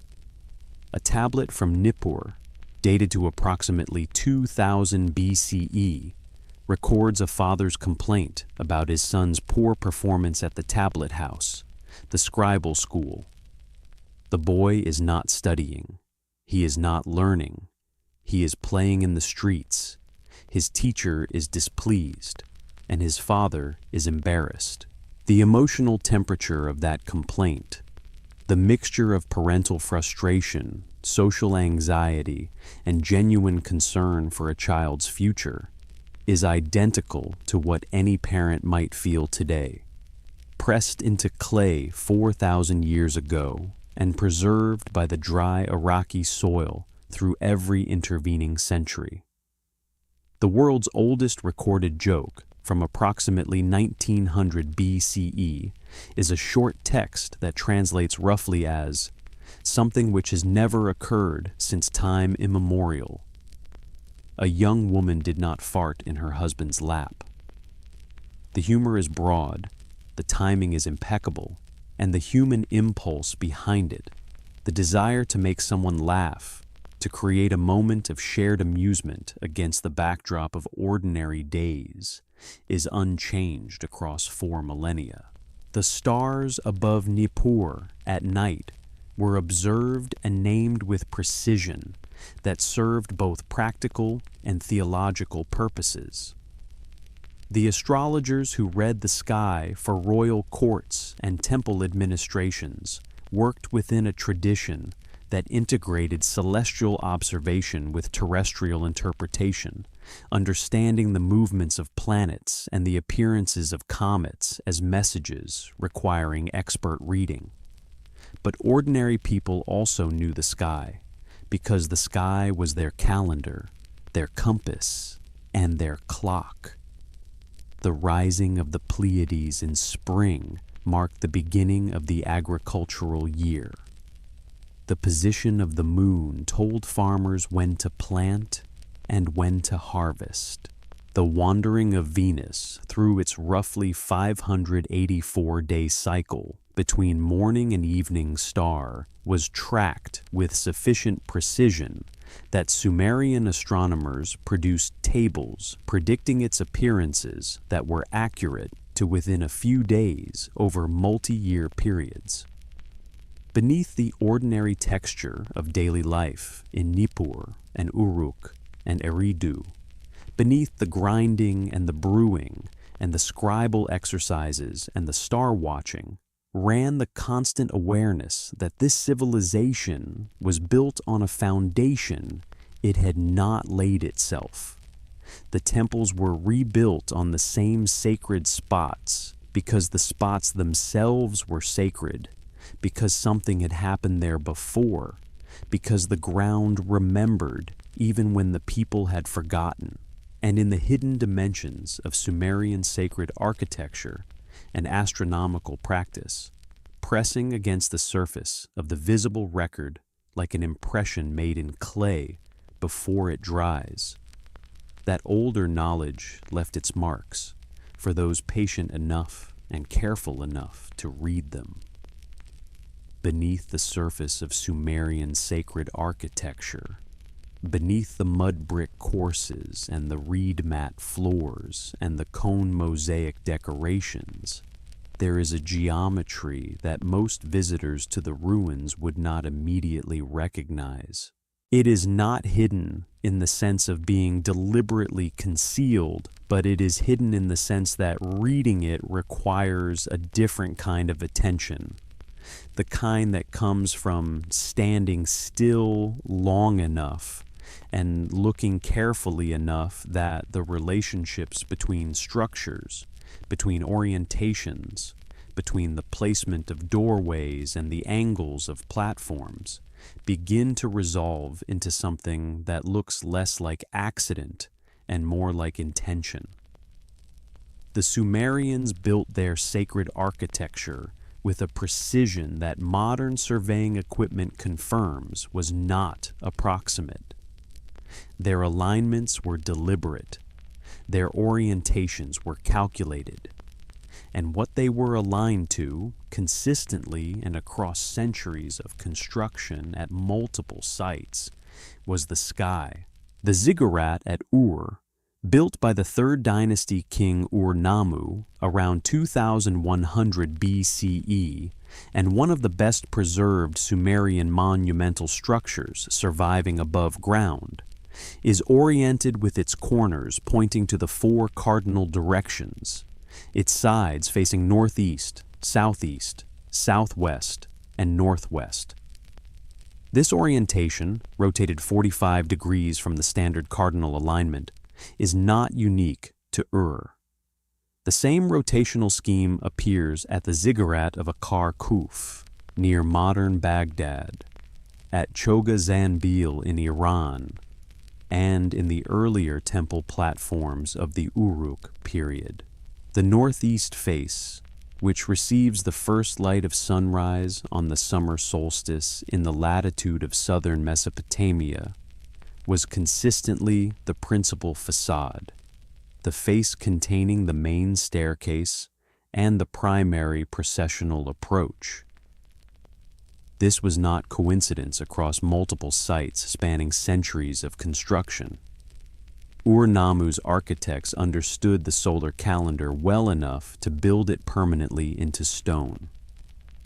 The Temple of Enki at Eridu, or rather the sequence of 18 temples occupying that sacred ground, presents a more subtle astronomical dimension. Archaeoastronomer Juan Antonio Belmonte of the Instituto de Astrofísica de Canarias, working with Mesopotamian temple orientations in the early 2000s, noted that the earliest temple levels at Eridu show a consistent orientation toward the southern horizon, specifically toward the region of sky where the star Fomalhaut, the brightest star in the southern fish constellation, rose heliacally in the autumn during the 4th and 5th millennia BCE. Fomalhaut, whose Sumerian name translates approximately as the fish's mouth, was associated with Enki and the southern waters in Mesopotamian astronomical tradition. The temple pointed toward the star associated with its patron deity at the precise moment in the annual cycle when that deity's domain, the autumn rains and the rising of the underground waters, became relevant to agricultural life. Consider what this means practically. Designing a temple orientation for a specific stellar rising requires knowing in advance where on the horizon that star will appear, at what time of year, and at what azimuth angle. It requires either direct observation refined across multiple years or the application of mathematical knowledge sufficient to calculate the rising azimuth from the star's known celestial coordinates and the site's geographical latitude. Both possibilities are consistent with the astronomical capabilities the MUL.APN tablets demonstrate. The Sumerians possessed the observational database and the mathematical tools to perform this calculation. They chose to use them in the placement of their most sacred buildings, encoding the sky into the ground. The city of Nippur, the religious capital of Sumer, and home to the great temple of Enlil, preserves in its ancient street plan a spatial relationship between temples that several researchers have proposed reflects the positions of major stars in the constellation the Sumerians called the True Shepherd of Anu, corresponding approximately to the modern constellation Orion, mapping the positions of Nippur's major temple complexes onto a scaled overlay of Orion's main stars, produces alignments that are closer than random chance would predict, though not close enough that the identification is universally accepted among scholars. The evidence hints at an intention, a desire to reproduce in the urban landscape the celestial geography of the sky above it, to make the city a reflection of the cosmos, a mirror held up to heaven. This cosmological urbanism, the idea that cities should be planned in correspondence with celestial patterns, appears in ancient traditions across multiple cultures. In Egypt's alignment of the Giza Plateau with Orion's belt, according to Robert Bauval's 1994 Orion correlation theory, in the orientation of Angkor Wat's temple complex in Cambodia to reflect the constellation Draco, and in the directional symbolism of ancient Chinese city planning. Whether these parallel traditions reflect independent convergent thinking, diffusion from a common source, or simply the universal human impulse to find correspondence between earthly and celestial order, remains one of the genuinely open questions in comparative ancient studies. The sky above southern Mesopotamia tonight, if you could see it clearly, carries the same stars the Sumerian architects used to orient their temples. Fomalhaut still rises in the south in autumn. Orion still crosses the meridian with the same stately precision it has maintained for tens of thousands of years.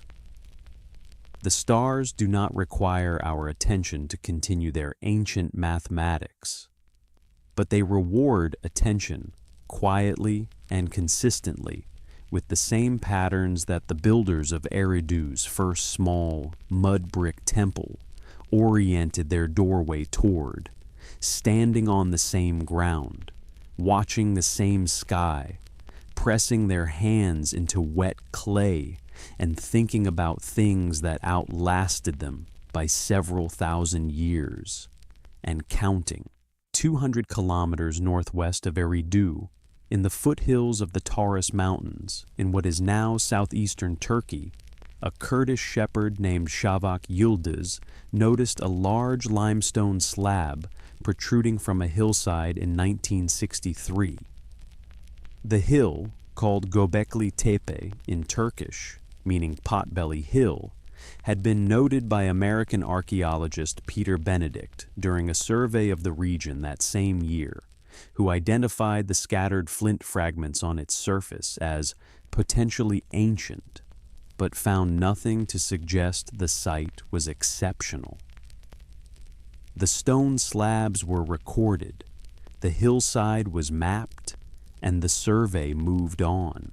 31 years later, in 1994, German archaeologist Klaus Schmidt arrived at Göbekli Tepe, looked more carefully at the protruding limestone, and recognized it immediately as the top of a carved megalithic pillar. Schmidt began excavating the site the following year, and what he uncovered over the next 2 decades of careful, systematic excavation fundamentally altered the accepted timeline of human civilization. The structures beneath the hill were not from the Sumerian period, not from the Neolithic farming villages of the 7th or 6th millennium BCE, not even from the earliest Ubaid communities. Radiocarbon dating of organic material from the site's construction layers consistently returned dates between 11,600 and 10,000 years ago, placing Göbekli Tepe firmly in the pre-pottery Neolithic A period, before agriculture, before pottery, before any of the technological foundations that conventional models assumed were prerequisites for monumental construction. Let that dating sit for a moment. Göbekli Tepe is approximately 7,000 years older than Stonehenge. It is 6,000 years older than the Egyptian pyramids. It was built by people who, according to the standard archaeological model operative before its discovery, were hunter-gatherers living in small mobile groups without the organizational capacity for large-scale coordinated labor. Yet the site contains more than 200 T-shaped limestone pillars, the largest standing 5.5 meters tall and weighing approximately 10 to 20 tons each, arranged in circular enclosures with a geometric precision that required careful planning and sustained collective effort. The quarry from which the pillars were cut lies approximately 100 meters from the main excavation area, and unfinished pillars still visible in the quarry face indicate the method.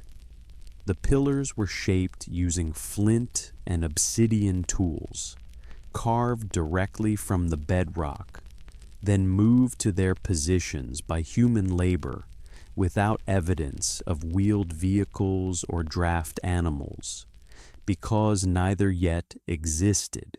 The pillars are carved with animals in high relief: foxes, boars, cranes, snakes, spiders, scorpions, lions, and wild cattle, executed with an artistic skill and naturalistic observation that carries genuine aesthetic force even 11,000 years later.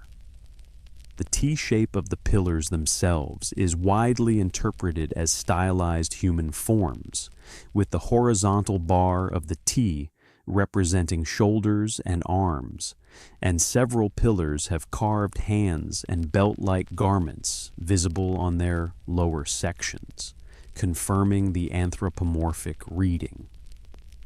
These are not abstract geometric forms. They are beings, standing in circles, facing inward, holding something between them that we cannot directly recover. Mainstream archaeology interprets Göbekli Tepe as a ritual gathering site, a location where hunter-gatherer communities from across a wide region assembled periodically for ceremonies, feasting, and social exchange. This interpretation is well supported by the faunal remains, which show large quantities of wild game bones from aurochs, gazelle, and red deer, consistent with communal feasting rather than domestic habitation. There is no evidence of permanent residential occupation at the site. People came, performed their rituals, and left. The site served a function that was ceremonial and possibly astronomical rather than residential or administrative. The astronomical dimension has attracted serious recent attention.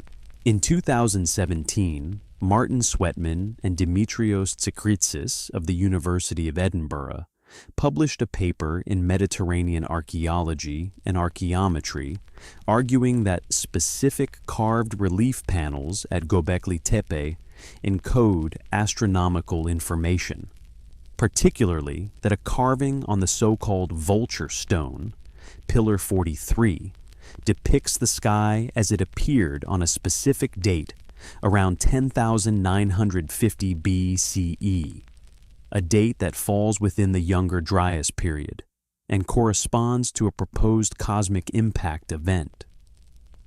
Their analysis identified the carved animals as corresponding to specific star constellations, with the vulture representing the constellation Sagittarius and a headless human figure representing the sun at a specific point in its precessional cycle. The paper has been both cited with interest and criticized methodologically, and the debate it opened remains active in the archaeoastronomical literature. What cannot be debated is the deliberate burial. Between approximately 10,000 and 8,000 years ago, Göbekli Tepe was intentionally filled in, not abandoned, not destroyed, not gradually silted over by natural processes, but carefully, systematically packed with clean soil, flint debris, and animal bones. The enclosures filled to their tops with material that preserved the carved pillars in near-perfect condition, while removing them entirely from the surface world. Whoever performed this burial did it with evident intention and considerable labor. They were not discarding a site that had outlived its usefulness.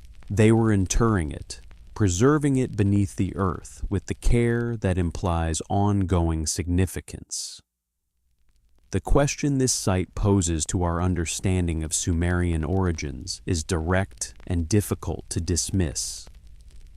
Here, 7,000 years before the earliest Sumerian cities, on the northern edge of the Fertile Crescent, people with sophisticated astronomical knowledge, organized labor capacity, and complex symbolic traditions were carving beings in stone and arranging them in circles aligned to the sky.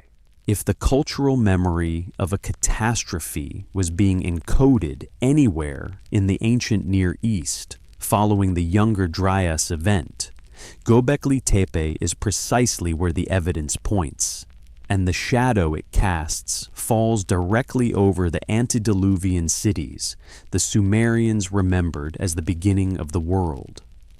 The Atra-Hasis epic opens not with the flood, but with a labor dispute. The lesser gods, the Igigi, are exhausted from their work of digging the rivers and canals that maintain the world's irrigation systems, and they go on strike, burning their tools and surrounding the house of the chief god Enlil in the middle of the night. Enlil negotiates, and the resolution is the creation of humanity, fashioned from clay and the blood of a slain god, specifically to take over the labor the Igigi refuse to continue.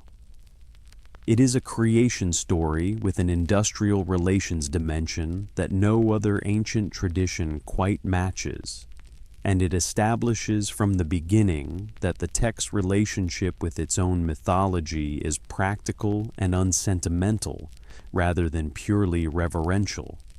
The flood, when it comes in Tablet 3 of the Atra-Hasis, arrives not as a single divine decision, but as the culmination of a series of increasingly severe divine attempts to reduce human population.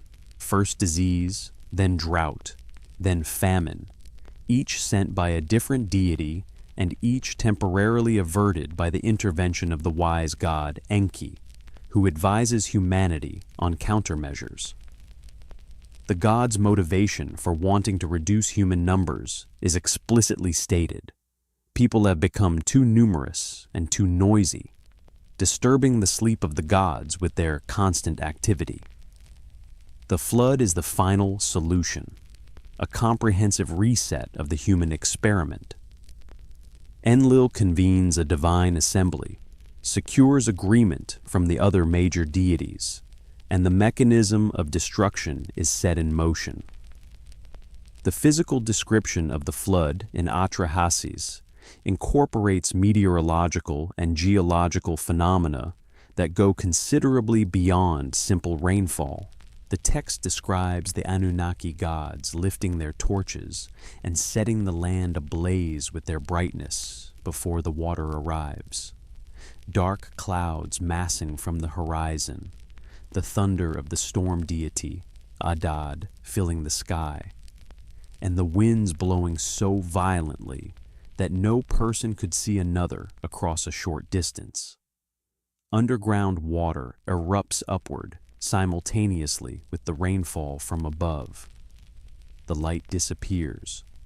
The noise is described as so overwhelming that even the gods are frightened by what they have set in motion, and several deities, led by the mother goddess Ninhursag, weep at the sight of the destruction they have authorized.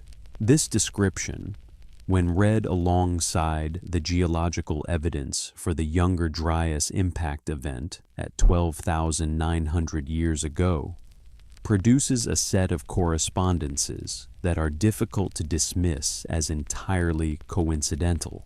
The Comet Research Group's analysis of the Younger Dryas boundary layer, published across multiple peer-reviewed papers between 2007 and 2023, documents evidence consistent with an airburst or impact event that would have produced exactly the sequence the Atra-Hasis describes. Intense heat and light from the initial event, followed by impact winter conditions creating darkness, followed by disruption of the hydrological cycle, producing both drought and catastrophic flooding in different regions, followed by the collapse of the Laurentide ice sheet over subsequent centuries, generating the meltwater pulses that drowned the Gulf Valley. The Sumerian Eridu-Genesis, the oldest written flood narrative, is unfortunately preserved only in fragments, with significant gaps in the most dramatic sections of the account. What survives describes the antediluvian cities and their kings, the divine decision to send the flood, the warning given to the flood hero Ziusudra, and Ziusudra's 7-day voyage on a great boat. A large gap in the tablet obscures the flood's actual mechanics. When the text resumes, the storm has passed, the sun god Utu has reappeared, and Ziusudra prostrates himself before the gods, who grant him eternal life and place him in the paradise land of Dilmun. The gaps are tantalizing precisely because they fall at the points where the physical description of the catastrophe would have appeared. What the scribe wrote in those missing lines, and what older oral tradition those lines preserved, we cannot currently know. The Babylonian account in the Gilgamesh epic, Tablet 11, provides the most complete physical description of the flood event in the entire Mesopotamian tradition. The flood hero Utnapishtim, speaking directly to Gilgamesh, describes the approach of the storm as a dark cloud on the horizon that silenced everything before it, followed by the simultaneous rupture of underground water sources, a darkness so complete that even the gods could not see, and a wind so violent that the boat was driven in all directions without steerage. The storm lasted 7 days and 7 nights. When it ended, the landscape was entirely flat, covered by water to every horizon, with silence replacing the previous violence so completely that the flood hero wept at the desolation. 7 days. The duration appears in multiple independent versions of the flood tradition across Mesopotamia, suggesting it derives from a common source rather than independent invention. 7 days is also consistent with the duration of an acute environmental event, followed by secondary flooding, a sequence that impact modeling for a younger Dryas scale event would predict for the initial catastrophic phase before the longer-term hydrological consequences unfolded over centuries. One interpretation suggests these texts are theological literature, encoding timeless moral lessons about divine power and human humility, using a dramatic natural event as the vehicle for those lessons. A second interpretation, gaining traction in the scientific literature, suggests they preserve genuine environmental memory, compressed and symbolically encoded across millennia of oral transmission, but pointing toward real events recoverable through geological and astronomical investigation. The silence that follows both interpretations is equally profound because both lead to the same place, a moment when something ended and the long, patient work of rebuilding what had been lost began again from whatever fragments remained above the waterline. The question arrives quietly, the way the most important questions usually do, not in a flash of dramatic revelation, but in the gradual accumulation of details that refuse to fit comfortably into the accepted picture, like small stones collected over years that eventually fill a vessel you didn't realize you were carrying. Was there a complex civilization, or something functioning like one, before the flood? Before the Sumerians? Before Göbekli Tepe? before any structure currently visible in the archaeological record. The Sumerians themselves believed the answer was yes, without apparent uncertainty or theological embarrassment. The King List states it plainly. The Apkallu tradition encodes it mythologically. The Me framework assumes it theologically. The question is whether the civilization that produced those traditions was recording memory or constructing mythology, and that distinction, seemingly simple, turns out to be extraordinarily difficult to resolve with available evidence.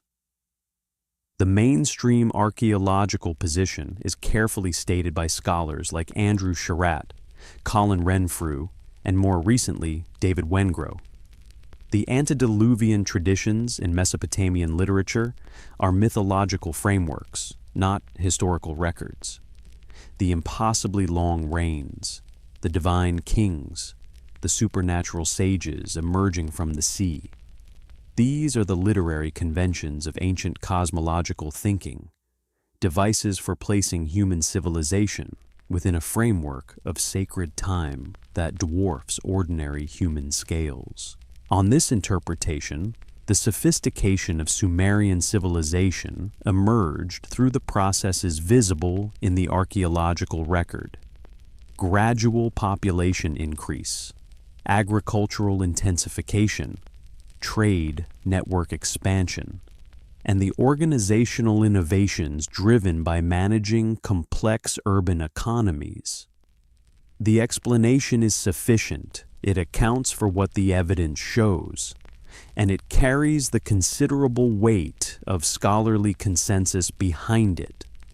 The challenge to this consensus comes not primarily from alternative historians or popular writers, though they have contributed to the public discussion, but from the geological and marine archaeological record itself. The fundamental objection is straightforward. Roughly 27 million square kilometers of continental shelf were submerged by rising sea levels between 20,000 and 7,000 years ago. That is an area approximately the size of Africa.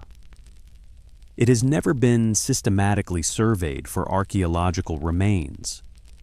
The technology for underwater archaeological survey capable of detecting mud brick structures or middens beneath accumulated marine sediment has only become available in recent decades, and the funding and logistical commitment required for a systematic survey of even a fraction of the submerged shelf has not materialized. The absence of evidence for a pre-flood civilization is therefore not evidence of absence, but evidence of a gap in investigation that remains, for now, unfilled.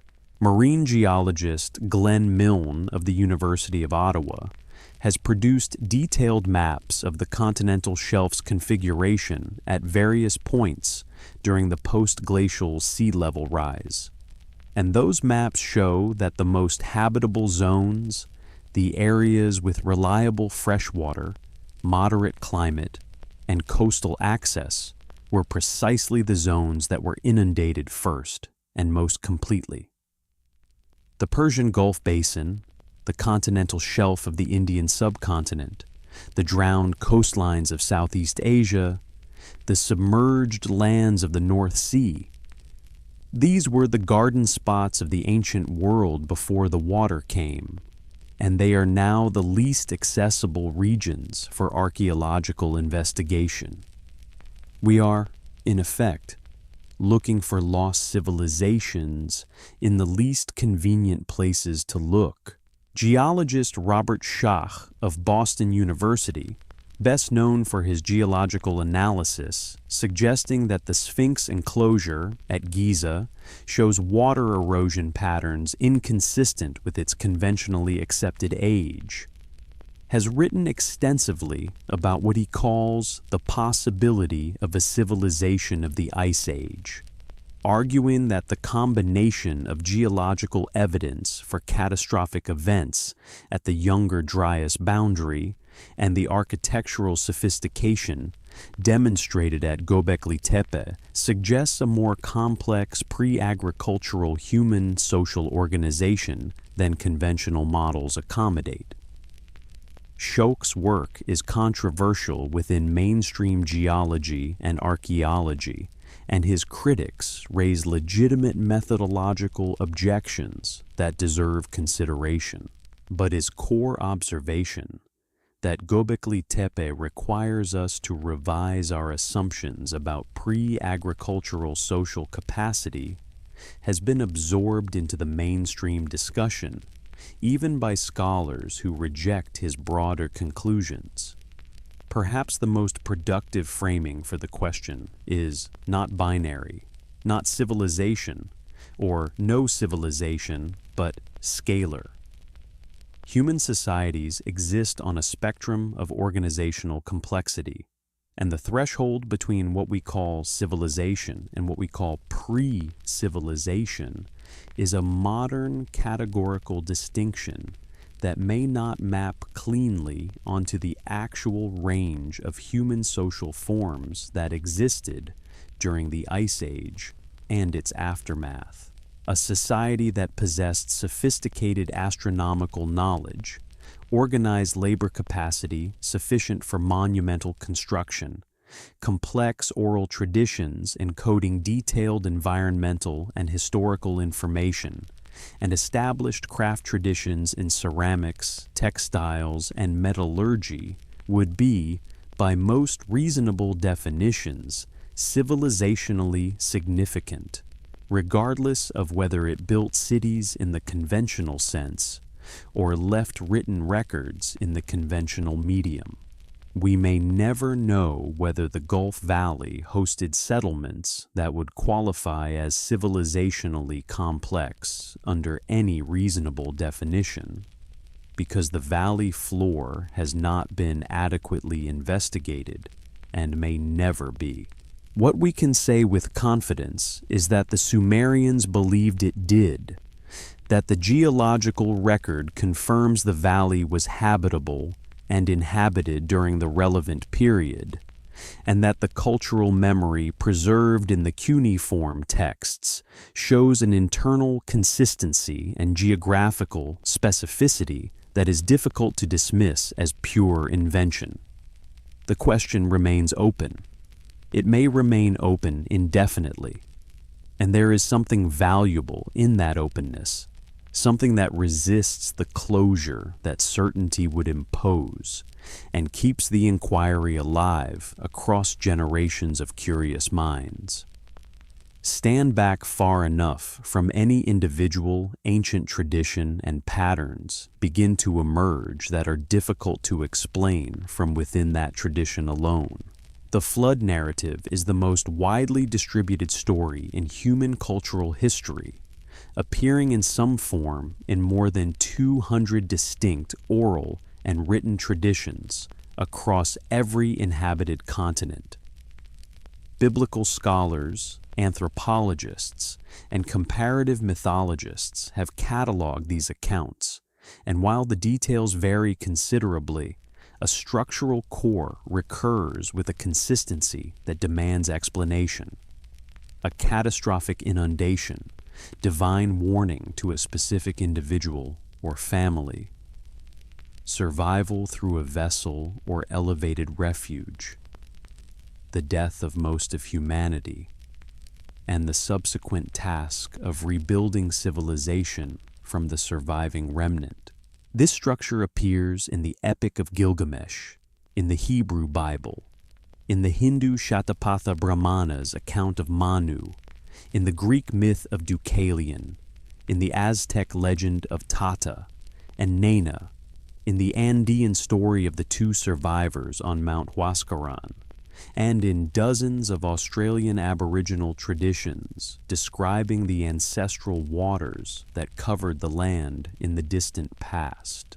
The diffusion hypothesis, the explanation that all these stories ultimately derive from the Mesopotamian tradition spreading outward through trade and cultural contact, accounts adequately for the distribution of the flood narrative across the ancient Near East, the Mediterranean world, and South Asia, where demonstrable cultural connections to Mesopotamia existed.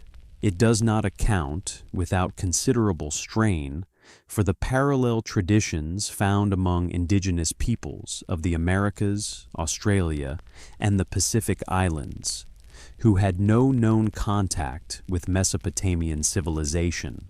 Some scholars propose independent invention, arguing that flooding is common enough as a natural phenomenon that multiple cultures developed flood narratives independently from local experience. This interpretation is reasonable, and local flooding events certainly contributed to many traditions. But the structural specificity of the surviving remnant who restores civilization motif goes beyond what local flooding experience alone would typically generate. The figure who arrives after the catastrophe to restore civilization is even more specifically distributed than the flood narrative itself. In Mesopotamia, the Apkallu come from the sea. In Egypt, the god Osiris arrives from an unspecified prior realm to teach agriculture, law, and the arts of civilization to a people who did not previously possess them.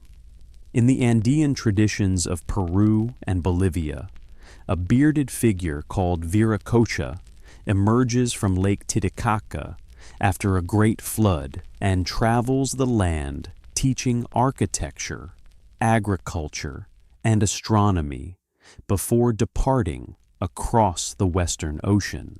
In Mesoamerica, the plumed serpent deity Quetzalcoatl, in his human manifestation, is described in Aztec and Toltec traditions as a light-skinned, bearded teacher who arrived from the east bearing gifts of civilization and eventually departed, promising to return. The bearded, light-skinned, sea-arriving teacher of civilization appears across traditions so geographically separated that direct diffusion from a single source seems implausible. Yet the structural similarity is too specific to dismiss as coincidence without some discomfort. One interpretation, held by scholars including Graham Hancock, and endorsed with varying degrees of enthusiasm by a number of archaeologists and anthropologists, treats these parallel figures as evidence of a real historical phenomenon. The dispersal of survivors from a pre-flood civilization carrying knowledge of agricultural, astronomical, and architectural techniques to populations who had not previously possessed them. On this reading, the mythological figure is a compressed cultural memory of an actual historical encounter, distorted by thousands of years of oral transmission and theological elaboration, but preserving a recognizable core. This interpretation has the advantage of explaining the cross-cultural pattern without requiring either independent invention of very specific narrative structures or diffusion across oceanic distances for which we have no other evidence. The mainstream anthropological counter-argument is that human cognitive architecture universally produces certain narrative templates, including the wise stranger who arrives from outside the community bearing transformative knowledge, and that this template gets applied independently to flood traditions in multiple cultures, because both elements, the catastrophe and the civilizing stranger, are fundamental to how human societies construct origin narratives. Joseph Campbell's monomyth framework provides theoretical scaffolding for this argument. though Campbell himself was more interested in the psychological universality of the patterns than in their historical specificity. This interpretation is intellectually coherent and does not require any special historical explanation beyond universal features of human storytelling. Perhaps both interpretations are partially correct, operating at different levels of analysis simultaneously. The narrative template may be universal, and the specific content filling that template may in some cases preserve genuine historical memory. These possibilities are not mutually exclusive. A cultural memory of a real event would naturally be organized within the available narrative templates of the culture preserving it. And over millennia of transmission, the template and the memory would become increasingly difficult to separate.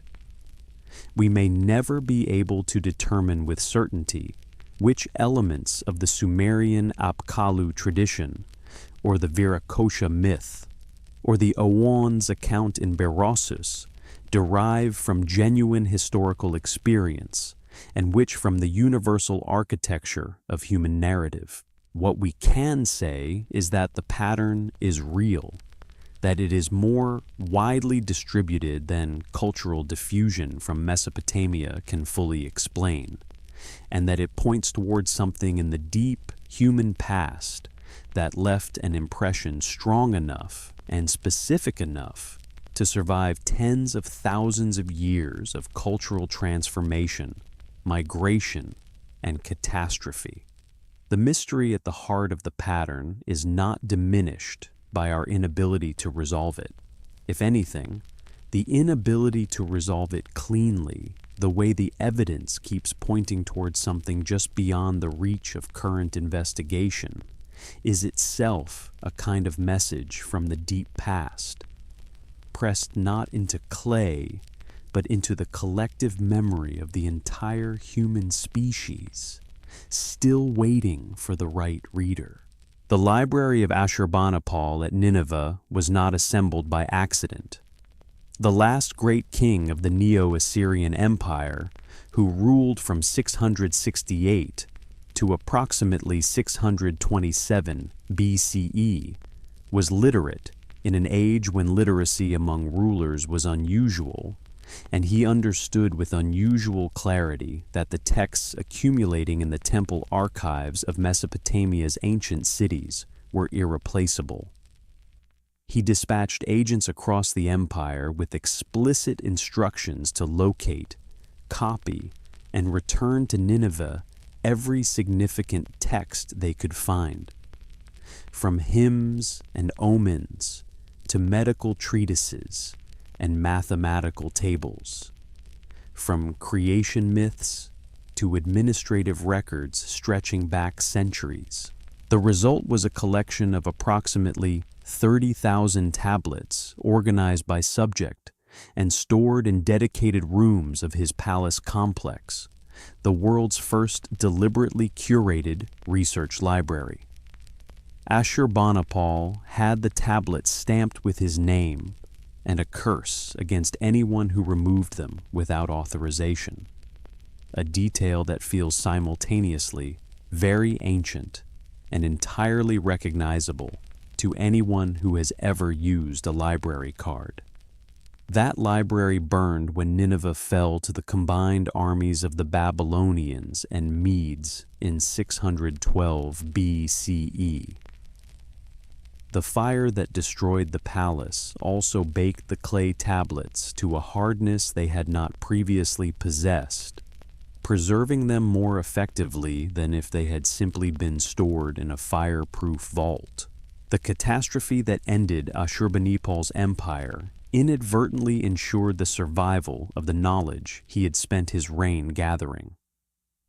The ruins of Nineveh lay undisturbed beneath a mound called Kuyunjik on the outskirts of modern Mosul for more than 2 millennia, until Austin Henry Layard began excavating the site in 1845.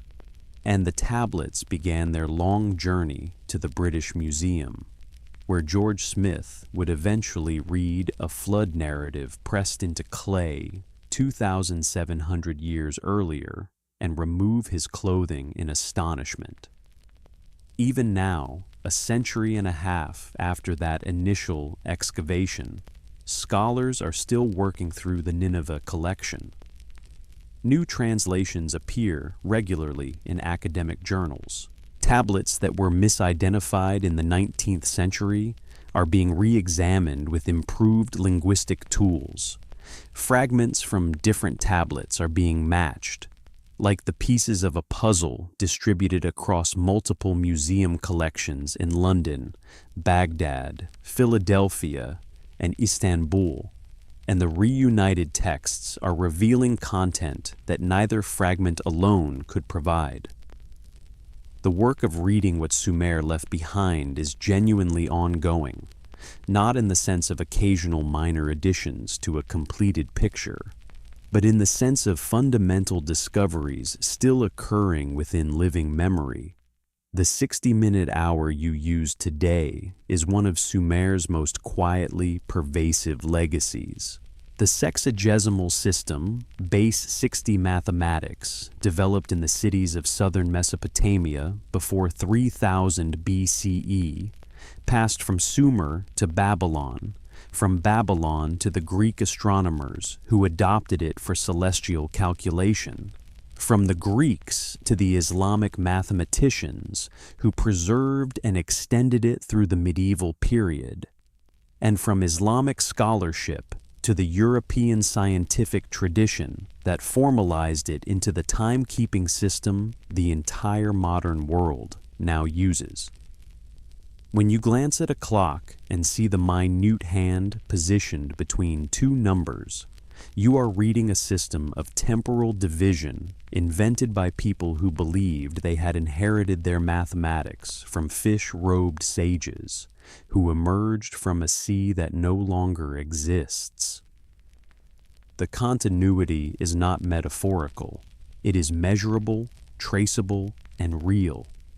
Still today, the ancient sites of southern Iraq continue yielding new information to archaeologists working under conditions that have been, for much of the past century, extraordinarily difficult.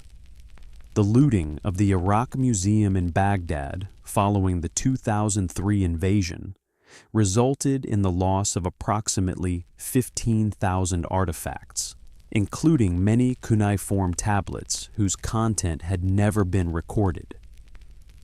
The ongoing conflicts in the region have restricted access to sites that contain, by the estimates of scholars who have studied the survey data, centuries of untranslated and unexcavated material. Even now, a significant fraction of the tablets already excavated and sitting in museum collections worldwide have never been translated because the number of scholars capable of reading cuneiform at a high level is small and the volume of material is vast. The knowledge is there. The reading of it is incomplete. The cycle of remembering and forgetting that the Sumerians encoded in their flood traditions has repeated itself with a regularity that would not have surprised them. Sumer was forgotten so completely that by the time European scholars began examining Mesopotamian ruins in the early 19th century, the very existence of a pre-Babylonian Sumerian civilization was unknown. The language itself was not identified as a distinct linguistic tradition until the 1850s, when scholars working on multilingual inscriptions noticed a non-Semitic, non-Indo-European component that did not match any known language family. The Sumerians had been lost not for centuries, but for millennia, their cities buried under alluvial sediment, their language extinct, their very name absent from the memory of the civilizations that descended directly from them. The recovery of Sumer has been, in its own way, one of the most remarkable intellectual achievements of the past 2 centuries. A detective work conducted across multiple disciplines, using tools ranging from infrared satellite imaging to isotopic analysis of ancient skeletons, gradually assembling a picture of a civilization that the world had entirely forgotten it had lost. Even now, that picture is incomplete in ways that matter, and new excavations at sites across southern Iraq are regularly producing revisions to what scholars thought they understood. The pace of discovery has not slowed. If anything, the application of new technologies, ground-penetrating radar, LiDAR survey, underwater acoustic imaging, is accelerating the rate at which the ancient landscape is revealing what it has been holding. The stars above southern Iraq tonight are unchanged from the stars the first Sumerian astronomers named and catalogued. Orion crosses the meridian at the same hour it has crossed for 50,000 years. The Pleiades rise in spring with the same reliability that told Sumerian farmers when to prepare their fields. The sky that the Apkallu navigated when they came from the sea, if they came from the sea, is the same sky visible tonight from the rooftops of the cities built above the ruins of the cities they allegedly founded. This continuity is not merely poetic. It is the one form of evidence that neither flood, nor fire, nor conquest, nor simple forgetting can erase, because the sky does not require human maintenance to persist. What the Sumerians left in the clay was not simply a record of their own civilization. It was an insistence, pressed into the most durable medium available to them, that the story of human civilization was longer, stranger, and more interrupted than any single civilization's memory could contain. They wrote it down because they understood that memory is fragile, that cities fall, that libraries burn, that languages die, and that the only defense against total forgetting is to press the essential things into something that the fire will bake rather than consume. They were right about the fragility. They were right about the method. And they were right, in the deepest sense, about the audience. Because here you are, thousands of years later, in whatever room you are resting in tonight, carrying the questions they raised, turning them over in the quieting mind, letting them settle into the same patient wonder that moved a scribe in Nippur to press a reed into wet clay and write, for someone he would never meet, the memory of a world the flood had taken. The story did not end with the flood. It did not end with the fall of Sumer, or the burning of Nineveh, or the silting over of the great cities of the southern plain.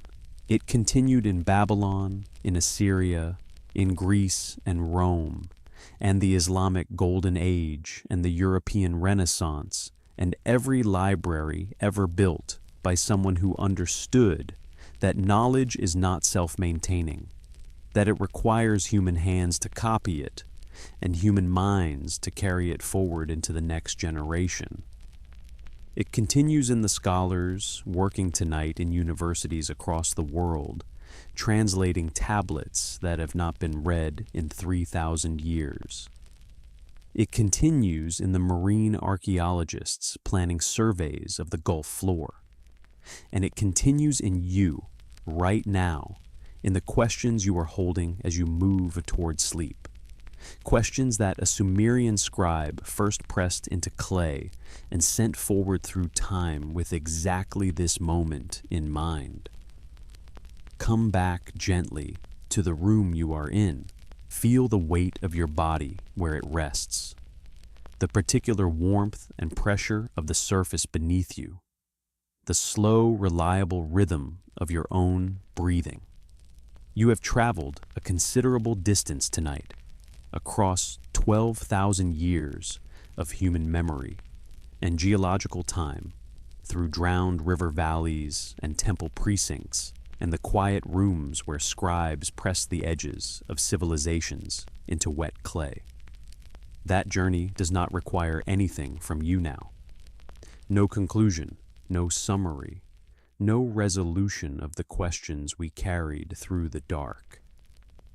You can set them down the way you might set down a smooth stone you have been turning over in your hand for hours, not discarding it, simply resting it beside you on the ground. The ruins of Eridu are there right now in the Iraqi desert, under a sky sharp with stars. Tel Abu Shahrain sits in the stillness of the southern plain, its 18 layers of temples pressing down into the earth with the patient weight of 5,000 years of accumulated sanctity. The wind that moves across it tonight carries no particular message. It is simply wind moving as wind moves, across a surface that has been receiving wind and rain and the slow accumulation of blown dust for longer than any human institution has existed. The mound does not require our attention to persist. It has been persisting without us for most of its existence, and it will continue long after the current generation of archaeologists and curious listeners has joined the sediment. Somewhere beneath the warm water of the Persian Gulf, the old river channels are still there, carved into the bedrock by rivers that stopped flowing 8,000 years ago.